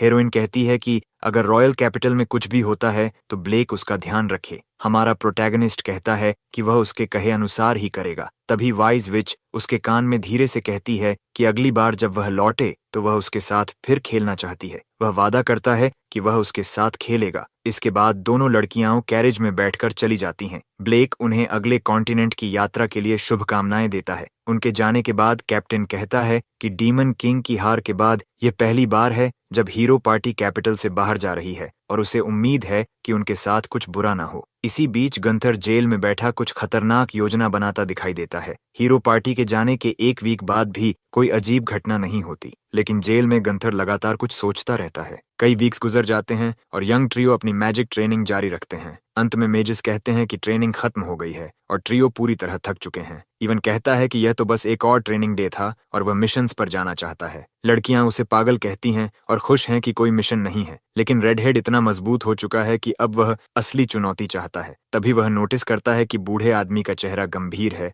और पूछता है कि क्या वह नाराज है। असल में बूढ़े आदमी को महसूस होता है कि कुछ होने वाला है। तभी रॉयल नाइट्स घोषणा करते हैं कि एक विशाल मियाज़मा वेव शहर की ओर आ रही है। यह सुनकर सभी चौंक जाते हैं। ब्लेक, कैप्टन लांसलॉट और बाकी मेजेस उड़कर स्थिति देखने जाते हैं। वे देखते हैं कि काले धुएं की विशाल लहर शहर की ओर बढ़ रही है। शहर के लोग उस काले धुएं को देखकर डर जाते हैं और भागने लगते हैं। एक छोटी लड़की गिर जाती है और उसकी माँ उसे बचाने की कोशिश करती है। सोचती है कि वे धुएं में समा जाएंगे, लेकिन हमारा प्रोटैगनिस्ट तुरंत हस्तक्षेप करता है और उनके चारों ओर बैरियर बना देता है। फिर वह पूरे रॉयल कैपिटल के ऊपर एक विशाल बैरियर बनाता है जो मियाज़मा को प्यूरिफाई करने लगता है। इससे सभी लोग सुरक्षित हो जाते हैं और काला धुआं शहर से हटने लगता है। कैप्टन को पहले से उम्मीद थी कि ब्लेक ऐसा कर सकेगा और वह पूरे शहर को बचा लेता है। मेज कहता है कि वह इस बैरियर को कुछ महीनों तक बनाए रख सकता है। हालांकि इस बार वह मैजिक सर्कल का उपयोग नहीं कर सकता। मेजेस शहर के ऊपर तैरते हुए स्थिति का आकलन करते रहते हैं। तभी वे देखते हैं कि कई मैड मेजेस सड़कों पर लोगों को अपने स्पेल्स से मार रहे हैं। कैप्टन लांसलॉट सोचता है कि क्या सिविल वॉर शुरू हो गया है। वह ब्लेक से बैरियर बनाए रखने को कहता है और हर स्क्वाड को अपने अपने क्षेत्र की रक्षा करने का आदेश देता है। उसे समझ नहीं आता कि यह किसी दूसरे कॉन्टिनेंट का इन्वेजन है या कोई रिबेलियन। इसी बीच यंग ट्रियो सड़कों पर दौड़ते हुए उन लोगों को बचाने की कोशिश करते हैं जिन्हें दिन दहाड़े मार दिया जा रहा है। कैप्टन लांसलॉट भी कुछ सिविलियंस को बचाने में सफल होता है और स्क्वाड्स को भी ऐसा ही करने का आदेश देता है। इस तरह रॉयल कैपिटल के मेजेस और क्रिमिनल मेजेस के बीच एक भयंकर युद्ध शुरू हो जाता है। वे तुरंत शहर को खाली कराने लगते हैं और सिविलियंस की रक्षा करने लगते हैं। पागल हो चुके मेजेस रॉयल कैपिटल के मेजेस पर टूट पड़ते हैं ताकि उन्हें खत्म कर सकें। इवन की टीम और दोनों लड़कियां उनके हमलों से बच जाती हैं, लेकिन क्रिमिनल्स लगातार उन पर हमला करते रहते हैं और हर हाल में उन्हें खत्म करना चाहते हैं। तभी क्लारा बाकी दो साथियों को एनहांस करती है ताकि वे और मजबूत हो सकें। इसके बाद क्लारा और इवन क्रिमिनल मेजेस पर टूट पड़ते हैं और अपने स्पेल्स से उन्हें आसानी से गिरा देते हैं। वे कहते हैं कि ब्लेक की ट्रेनिंग की तुलना में यह सब बहुत आसान है। लड़की कहती है कि उसे तो बूढ़े आदमी की ट्रेनिंग के दौरान सच में लगा था कि वह मर जाएगी, इसलिए वे अपने स्पेल्स का इस्तेमाल करके इन मेजेस को हराने लगते हैं। इसी बीच सड़क पर एक बच्चा खड़ा होता है और एक पागल मेज उसे आग से जला देने वाला होता है। तभी क्लारा पूरी ताकत लगाकर बच्चे को बचाने दौड़ती है। जैसे ही फायरबॉल फटता है, सब डर जाते हैं और सोचते हैं कि शायद लड़की को चोट लग गई। लेकिन उसी पल हीरो ने उनके चारों ओर बैरियर बना दिया होता है, जिससे दोनों सुरक्षित बच जाते हैं। हमारा प्रोटैगनिस्ट उन सभी सिटीजन्स के चारों ओर बैरियर बनाने लगता है जिन्हें मेजेस मारने वाले थे। कैप्टन ये देखकर हैरान रह जाता है कि सभी सिविलियंस बैरियर्स से सुरक्षित हैं। उसे समझ आता है कि यह सब ब्लेक कर रहा है, जिसने पूरे शहर के हर व्यक्ति के लिए बैरियर बना दिया है। क्लारा लगातार क्रिमिनल मेजेस पर हमला करती रहती है। उन्हें हराने के बाद वे एक और लड़की के पास पहुंचते हैं जो अपनी बाहों में एक बच्चा पकड़े हुए होती है। वह कहती है कि बूढ़े आदमी के बैरियर ने उसकी जान बचा ली। वे देवी का धन्यवाद करते हैं और नोटिस करते हैं कि बूढ़ा आदमी उनके पास नहीं है, जिससे समझ आता है कि वह कहीं दूर से ही यह मैजिक चला रहा है। वे चारों ओर देखते हैं और पाते हैं कि पूरे शहर में लोगों के ऊपर बैरियर्स बने हुए हैं। वे सोचते हैं कि कोई एक व्यक्ति पूरे रॉयल कैपिटल के हर इंसान को कैसे बचा सकता है, लेकिन उन्हें पहले से अंदाजा था कि यह बूढ़े आदमी का काम होगा। वे जानते थे कि वह असाधारण है। लांसलॉट भी समझ जाता है कि शहर के लोगों की रक्षा कर रहे सभी बैरियर्स ब्लेक के ही हैं। इस बीच मेजेस शिकायत करते हैं कि रिबेल आर्मी की संख्या बहुत ज्यादा है। कैप्टन पूछता है कि क्या मेज एकेडमी से अतिरिक्त ट्रूप्स मिल सकते हैं, लेकिन ऐसा कोई सहारा नहीं मिलता। लांसलॉट जानता है कि अगर वह यह स्थान छोड़ देता है तो नागरिक खतरे में पड़ जाएंगे और कास्टल तक पहुंचने में बहुत समय लग जाएगा। इसलिए वह अपने मेजेस और नाइट ट्रूप्स को आदेश देता है कि वे इस क्षेत्र को छोड़कर आगे बढ़ें। आखिर इस समय ब्लेक उन्हें सपोर्ट दे रहा है। मेजेस समझ जाते हैं कि कैप्टन बैरियर मेज पर बहुत भरोसा करता है, क्योंकि सामान्य स्थिति में वह खुद लौट जाता। इसी बीच कैप्टन अपने स्पेल्स कास्ट करता रहता है और ब्लेक पर भरोसा करता है। सभी एनिमी मेजेस एक साथ रॉयल नाइट्स पर हमला करने लगते हैं। नाइट्स इन क्रिमिनल्स को कास्टल में घुसने से रोकने की कोशिश करते हैं, लेकिन वे लगातार शक्तिशाली स्पेल्स छोड़ते रहते हैं। आखिर वे कासल की ओर बढ़ने लगते हैं, लेकिन जैसे ही वे अंदर जाने वाले होते हैं, वे ब्लेक के बैरियर से टकरा जाते हैं और समझ जाते हैं कि कास्टल का प्रवेश द्वार बैरियर मेज ने सुरक्षित कर दिया है। इसके बाद रॉयल नाइट्स तलवारों से उन पर हमला करते हैं और उन्हें बिना दया के खत्म कर देते हैं। वे बैरियर मेज को धन्यवाद देते हैं जो यह सब बनाए हुए हैं। इसी बीच हमारा प्रोटैगनिस्ट देखता है कि कुछ क्रिमिनल मेजेस उसकी ओर स्पेल्स छोड़ रहे हैं। वह आसानी से उन स्पेल्स को ब्लॉक कर देता है। तभी अचानक एक आदमी पत्थर जैसे हाथ से पीछे से उसका पैर पकड़ लेता है और उसे चौंका देता है। जैसे ही वह जमीन पर गिरता है, उसके बनाए बैरियर्स में से एक गायब हो जाता है। वह आदमी देखकर हैरान होता है कि उसे एक खरोंच तक नहीं आई। तभी ब्लेक का सामना गंतर से होता है और उसे समझ आता है कि यह रिबेलियन उसी ने शुरू किया है। विलन चिल्लाकर पूछता है कि वह उसके जैसे हाई रैंकिंग नोबल मेज से इस तरह बात करने की हिम्मत कैसे करता है। वह घोषणा करता है कि वह हमारे प्रोटैगनिस्ट को खत्म कर देगा। फिर कहता है कि वह थोड़ा बहक गया था और दावा करता है कि वह एक नोबल नाइट है। ब्लेक पूछता है कि क्या उसे जेल में नहीं होना चाहिए था। विलन कहता है कि उसके कुछ समर्थक थे जिन्होंने उसे बाहर निकलवा दिया, लेकिन वह यह नहीं बताता कि यह कैसे हुआ। वह कहता है कि वह ब्लेक को खत्म करेगा और उसे कुछ भी समझाने की जरूरत नहीं है। हमारा हीरो पूछता है कि वह ऐसा क्यों कर रहा है। विलन जवाब देता है कि यह सब उस बेकार बैरियर मेज की वजह से हुआ है। वह कहता है कि उसकी नौकरी छीनने और उसे सीमा पार जेल भेजे जाने का जिम्मेदार ब्लेक है। ऊपर से उसने उसकी प्रिय एलिस को भी उससे दूर कर दिया। उसकी नज़र में जो कुछ भी उसके साथ हुआ सब उस बैरियर मेज की वजह से हुआ। लेकिन हमारा प्रोटैगनिस्ट उससे पूछता है कि क्या यह सब उसका अपना कर्म नहीं है। अगर उसने सही काम किए होते तो वह इतनी दयनीय हालत में नहीं होता। वह यह भी कहता है कि एलिस ने कभी उसे अपना प्रेमी नहीं माना। यह सुनकर पूर्व वाइस कैप्टन बुरी तरह भड़क उठता है। हमारा हीरो कहता है कि दूसरों को दोष देना बंद करे, क्योंकि उसने अपनी जिंदगी खुद खराब की है। यह सुनकर वह पूरी तरह पागल हो जाता है और चिल्लाता है कि वह ब्लेक को जलाकर राख कर देगा। उसे फर्क नहीं पड़ता कि वह कितना मजबूत है। वह कहता है कि ब्लेक एक साथ बहुत सारे बैरियर्स बनाए हुए हैं और गंथर का सामना नहीं कर पाएगा। उसके साथ मौजूद रिबल मेजेस भी अनुभवी फाइटर्स हैं। आखिरकार वह अपनी बदला लेने की कसम पूरी करेगा और प्रोटैगनिस्ट को खत्म कर देगा। वह और उसके रिबल मेजेस पूरी ताकत से स्पेल्स छोड़ने लगते हैं। गुंथर खुश होकर कहता है कि अब वह बैरियर मेज को खत्म कर देगा। वे सभी मिलकर एक साथ हमला करते हैं, लेकिन हमारा हीरो सिर्फ एक हाथ से बैरियर बनाकर उसे रोक देता है। क्रिमिनल मेज तुरंत आदेश देता है कि और मैजिक कास्ट करो ताकि उसका बैरियर टूट जाए। कई मेजेस एक साथ हमला करने लगते हैं और शक्तिशाली स्पेल्स की एक विशाल लहर ब्लेक को खत्म करने के लिए उसकी ओर बढ़ती है। वह अपने दूसरे हाथ से डिफेंस मजबूत कर देता है और सभी स्पेल्स को रोक लेता है, लेकिन कुछ समय बाद उसका बैरियर क्रैक होने लगता है। तभी क्रिमिनल मेज और भी कई स्पेल बैरेजेस छोड़ देता है। नया बैरियर बनाने का समय न होने पर हमारा प्रोटैगनिस्ट तेजी से डॉज करने लगता है। वह अपनी बैरियर टेक्निक्स का इस्तेमाल करके हमलों को ब्लॉक और इवेड करता है, लेकिन मेजेस रुकते नहीं और अपनी सारी ताकत से उस पर हमला करते रहते हैं। वह अपने पैर के नीचे बैरियर बनाकर ऊंची छलांग लगाता है ताकि ब्लास्ट से बच सके। फिर भी वे चिल्लाते हैं कि अब उसके पास भागने की कोई जगह नहीं है। हमारा हीरो अपने हाथों में बैरियर की एक स्फीयर बना लेता है और उसे इस्तेमाल करके खुद को आगे धकेलते हुए उड़ जाता है। जमीन पर उतरकर वह सभी स्पेल्स से बच निकलता है। वह जानता है कि वह अपनी पूरी ताकत इस्तेमाल नहीं कर सकता क्योंकि पूरे कैपिटल पर बना बैरियर उसी के नियंत्रण में है। गुंथर कहता है कि वह इसलिए हार जाएगा क्योंकि वह बेकार सिटीजन्स की रक्षा करने में अपनी ताकत बर्बाद कर रहा है। लेकिन ब्लेक जवाब देता है कि उन्हीं लोगों की वजह से उसे लड़ने की ताकत मिलती है। यह सुनकर क्रिमिनल मेज और गुस्सा हो जाता है और फिर पूरी ताकत से हमला करता है।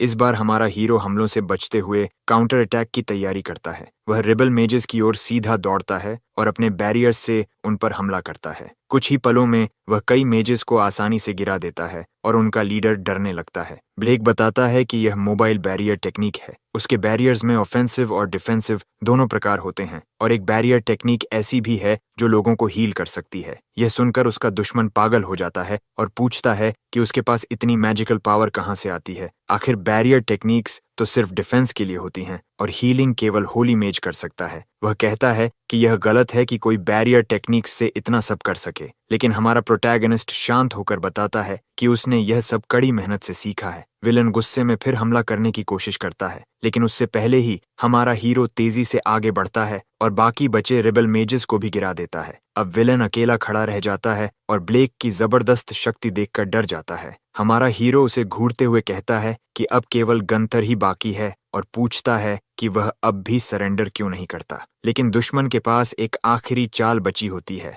वह एक पर्पल क्रिस्टल निकालता है और उसे अपने मुंह में डालकर निगल जाता है। तुरंत उसके शरीर से अनियंत्रित पर्पल एनर्जी निकलने लगती है। उसके शरीर पर काली नसें उभर आती हैं और वह कहता है कि अब वह अजेय है। वह बताता है कि उसने इसे एलिस के साथ अकेले होने पर इस्तेमाल करने की योजना बनाई थी, लेकिन अब इस शक्ति से वह हीरो को भी गिरा सकता है। ये देखकर हमारा प्रोटैगनिस्ट तुरंत कई बैरियर्स बनाने लगता है और कहता है कि वह ऐसा कभी होने नहीं देगा। विलन उससे कहता है कि प्रोटेक्टर बनने का नाटक करना बंद करे और एक विशाल स्पेल तैयार करता है। वह इविल पर्पल मैजिक का भयानक वर्ल्डविंड छोड़ता है, जिसे हमारा हीरो आसानी से बैरियर से रोक देता है। लेकिन अचानक बैरियर टूट जाता है और वह हैरान रह जाता है। उसके तुरंत बाद एक विशाल एक्सप्लोजन होता है और हमारा प्रोटैगनिस्ट उसके बीच में फंस जाता है। विलन उसे गार्डियन बनने का नाटक बंद करने को कहता है और उसका बैरियर तोड़ देता है, लेकिन हमारा हीरो मोबाइल बैरियर का उपयोग करके ब्लास्ट के केंद्र से बच निकलता है। फिर भी विलन हमला करना नहीं रोकता। अब ब्लेक शहर के ऊपर हवा में तैर रहा होता है और लगातार अटैक्स से बच रहा है। उसका दुश्मन चिढ़कर पूछता है कि क्या वह उसे छू भी नहीं पाएगा। वह स्पाइरल स्ट्राइक तैयार करता है और कहता है कि अब हमारे हीरो का अंत होगा। विलन एक और शक्तिशाली हमला छोड़ता है और प्रोटैगनिस्ट खुद को बचाने के लिए नया बैरियर बनाता है, लेकिन वह भी टूट जाता है। उसे हल्की चोट लगती है और एनिमी कहता है कि वह अब मरने ही वाला है और उसके बैरियर्स बेकार हैं। वह उसे फ्रीक कहकर कहता है कि उसे नष्ट कर देना चाहिए। उसी समय जब वह आखिरी वार करने वाला होता है, कोई उसके पीछे प्रकट होता है। कई स्पेल्स पीछे से आकर सीधे उसे लगते हैं। हमारे प्रोटैगनिस्ट के साथ यात्रा करने वाला ट्रियो पीछे से गंथर पर हमला कर चुका होता है। क्लारा रिबल्स के बारे में पूछती है और कहती है कि मेज कॉर्प मायाज़मा से जूझ रहे हैं, इसलिए वह ब्लेक से कहती है कि वह अपनी पूरी ताकत से लड़कर विलन को हरा दे। ये सुनकर उसका दुश्मन और भी गुस्से में आ जाता है और कहता है कि वह उन सभी को खत्म कर देगा। तभी ब्लेक के चेहरे पर ऐसा भाव आता है जैसा पहले किसी ने नहीं देखा था। कैपिटल के ऊपर बना विशाल बैरियर और हर नागरिक के चारों ओर बने बैरियर्स धीरे धीरे खत्म होने लगते हैं। वह अपनी सारी मैजिक को एक ही बिंदु पर केंद्रित करने लगता है और उसे विस्फोटक ऊर्जा की तरह छोड़ता है। ट्रियो उसकी अपार मैजिकल पावर देखकर हैरान रह जाते हैं। सभी लोग प्रार्थना करने लगते हैं कि वह इस लड़ाई में जीत जाए। इस बीच प्रोटैगनिस्ट शक्तिशाली एनर्जी से घिर जाता है। गंथर कहता है कि अब गंभीर बनने से कुछ नहीं होगा क्योंकि वह उसे मार नहीं पाएगा। विलन एक और बेहद शक्तिशाली स्पेल छोड़ता है और कहता है कि ब्लेक पहले ही हार चुका है, लेकिन हमारा हीरो उस अटैक से बिना खरोंच के बच निकलता है। विलन हैरान रह जाता है क्योंकि उसे यकीन था कि हमला सीधा लगा था। फिर भी वह कहता है कि वह बार बार हमला करेगा जब तक जीत न जाए। कई मैजिक स्फीयर्स उसकी ओर उड़ते हुए आते हैं, लेकिन हमारा हीरो बिल्कुल नहीं घबराता। विलन कहता है कि ये हाई लेवल स्पेल्स हैं और इन्हें ब्लॉक करना असंभव है। तभी ब्लेक अपने एनिमी के चारों ओर एक मैजिकल बैरियर बना देता है और उसे भीतर फंसा देता है। फिर वह उस बैरियर के अंदर शक्तिशाली इलेक्ट्रिक सर्ज छोड़ता है। झटका इतना तीव्र होता है कि गंथर तुरंत जमीन पर गिर जाता है और खड़ा भी नहीं हो पाता। गंथर अपनी हार पर विश्वास नहीं कर पाता। तब ब्लेक कहता है कि बैरियर्स का अस्तित्व सभी की रक्षा करने के लिए है। उसका दुश्मन एक शब्द भी नहीं बोल पाता और अंततः पूरी तरह नष्ट हो जाता है। उसके मरते ही शहर से मायाज़मा गायब होने लगता है। ओल्ड मैन की टीम खुशी से जश्न मनाने लगती है और उसकी वीरता की प्रशंसा करती है। क्लारा दौड़कर उसे गले लगा लेती है और कहती है कि वह बहुत खुश है। उसी समय कैप्टन लांसलॉट वहां पहुंचता है और बताता है कि गंथर के पास एक कर्स्ड आइटम था जो मायाज़मा पैदा कर रहा था। वह कर्स्ड टूल उसकी मैजिक से सक्रिय हो गया था। हमारा प्रोटोगोनिस्ट समझाता है कि इसके पीछे कोई और भी था जिसने विलन की मदद की। विलेज में मॉन्स्टर अटैक और रॉयल कैपिटल पर हमला होना सामान्य घटनाएं नहीं थीं। कैप्टन भी मानता है कि ये सब संयोग नहीं बल्कि योजनाबद्ध हमले थे। फिर भी वह खुश है कि रॉयल कैपिटल का संकट टल गया और ब्लेक को धन्यवाद देता है। दोनों हाथ मिलाते हैं। इसके बाद कई वीक्स बीत जाते हैं। अंत में कॉन्टिनेंट का किंग ब्लेक को रॉयल कोर्ट का ऑफिशियल बैरियर मेज घोषित करता है क्योंकि उसने कैपिटल को बचाने में महान योगदान दिया था। किसी ने उम्मीद नहीं की थी कि किंग सिर्फ उसके लिए नया टाइटल बनाएगा, लेकिन सभी इसे स्वीकार कर लेते हैं। इस बीच ब्लेक को पसंद करने वाले सभी लोग खुशी से उसका स्वागत करते हैं और जोरदार तालियां बजाते हैं। हमारे हीरो ने कभी उम्मीद नहीं की थी कि उसे कोई ऑफिशियल पद मिलेगा। इसके बाद उसे बैरियर मेज के रूप में अपने डेब्यू के लिए ले जाया जाता है। हमारा प्रोटैगनिस्ट उन लोगों की ओर हाथ हिलाता है जिनकी जान उसने बचाई थी। सेरेमनी खत्म होने के बाद वह कासल के हॉल में बैठ जाता है, पूरी तरह थका हुआ। उसे कभी उम्मीद नहीं थी कि वह कोर्ट मेज बन जाएगा और वह उन सभी दोस्तों का धन्यवाद करता है जिन्होंने उसका साथ दिया। अब वह पहले से ज्यादा आत्मविश्वास महसूस करता है और समझता है कि उसके बैरियर्स कभी बेकार नहीं थे। लेकिन अब उसे समझ नहीं आता कि आगे क्या करना चाहिए, क्योंकि बैरियर टेक्निक्स को हमेशा बेकार समझा गया था। वह चाहता है कि पूरी दुनिया को बताया जाए कि बैरियर्स लोगों की रक्षा करने के लिए कितने उपयोगी हैं। उसका लक्ष्य है बैरियर मेजेस को ट्रेन करना और उन्हें अपनी टेक्निक्स सिखाना ताकि दुनिया भर में ज्यादा से ज्यादा लोगों की रक्षा बैरियर्स से हो सके। ये एक 30 ईयर ओल्ड बैरियर मेज की कहानी है जिसने दुनिया को बदलने में सफलता पाई। लेकिन इसी समय एलिस पर एक कर्स दिखाई देने लगता है और वह ब्लेक को पुकारते हुए मदद के लिए चिल्लाने लगती है, एक कर्स्ड हीरो की तरह। यहीं पर हमारी कहानी खत्म होती है। अगर आपको ये पसंद आई हो तो चैनल को लाइक और सब्सक्राइब जरूर करें। अगली बार फिर मिलेंगे। Bye bye.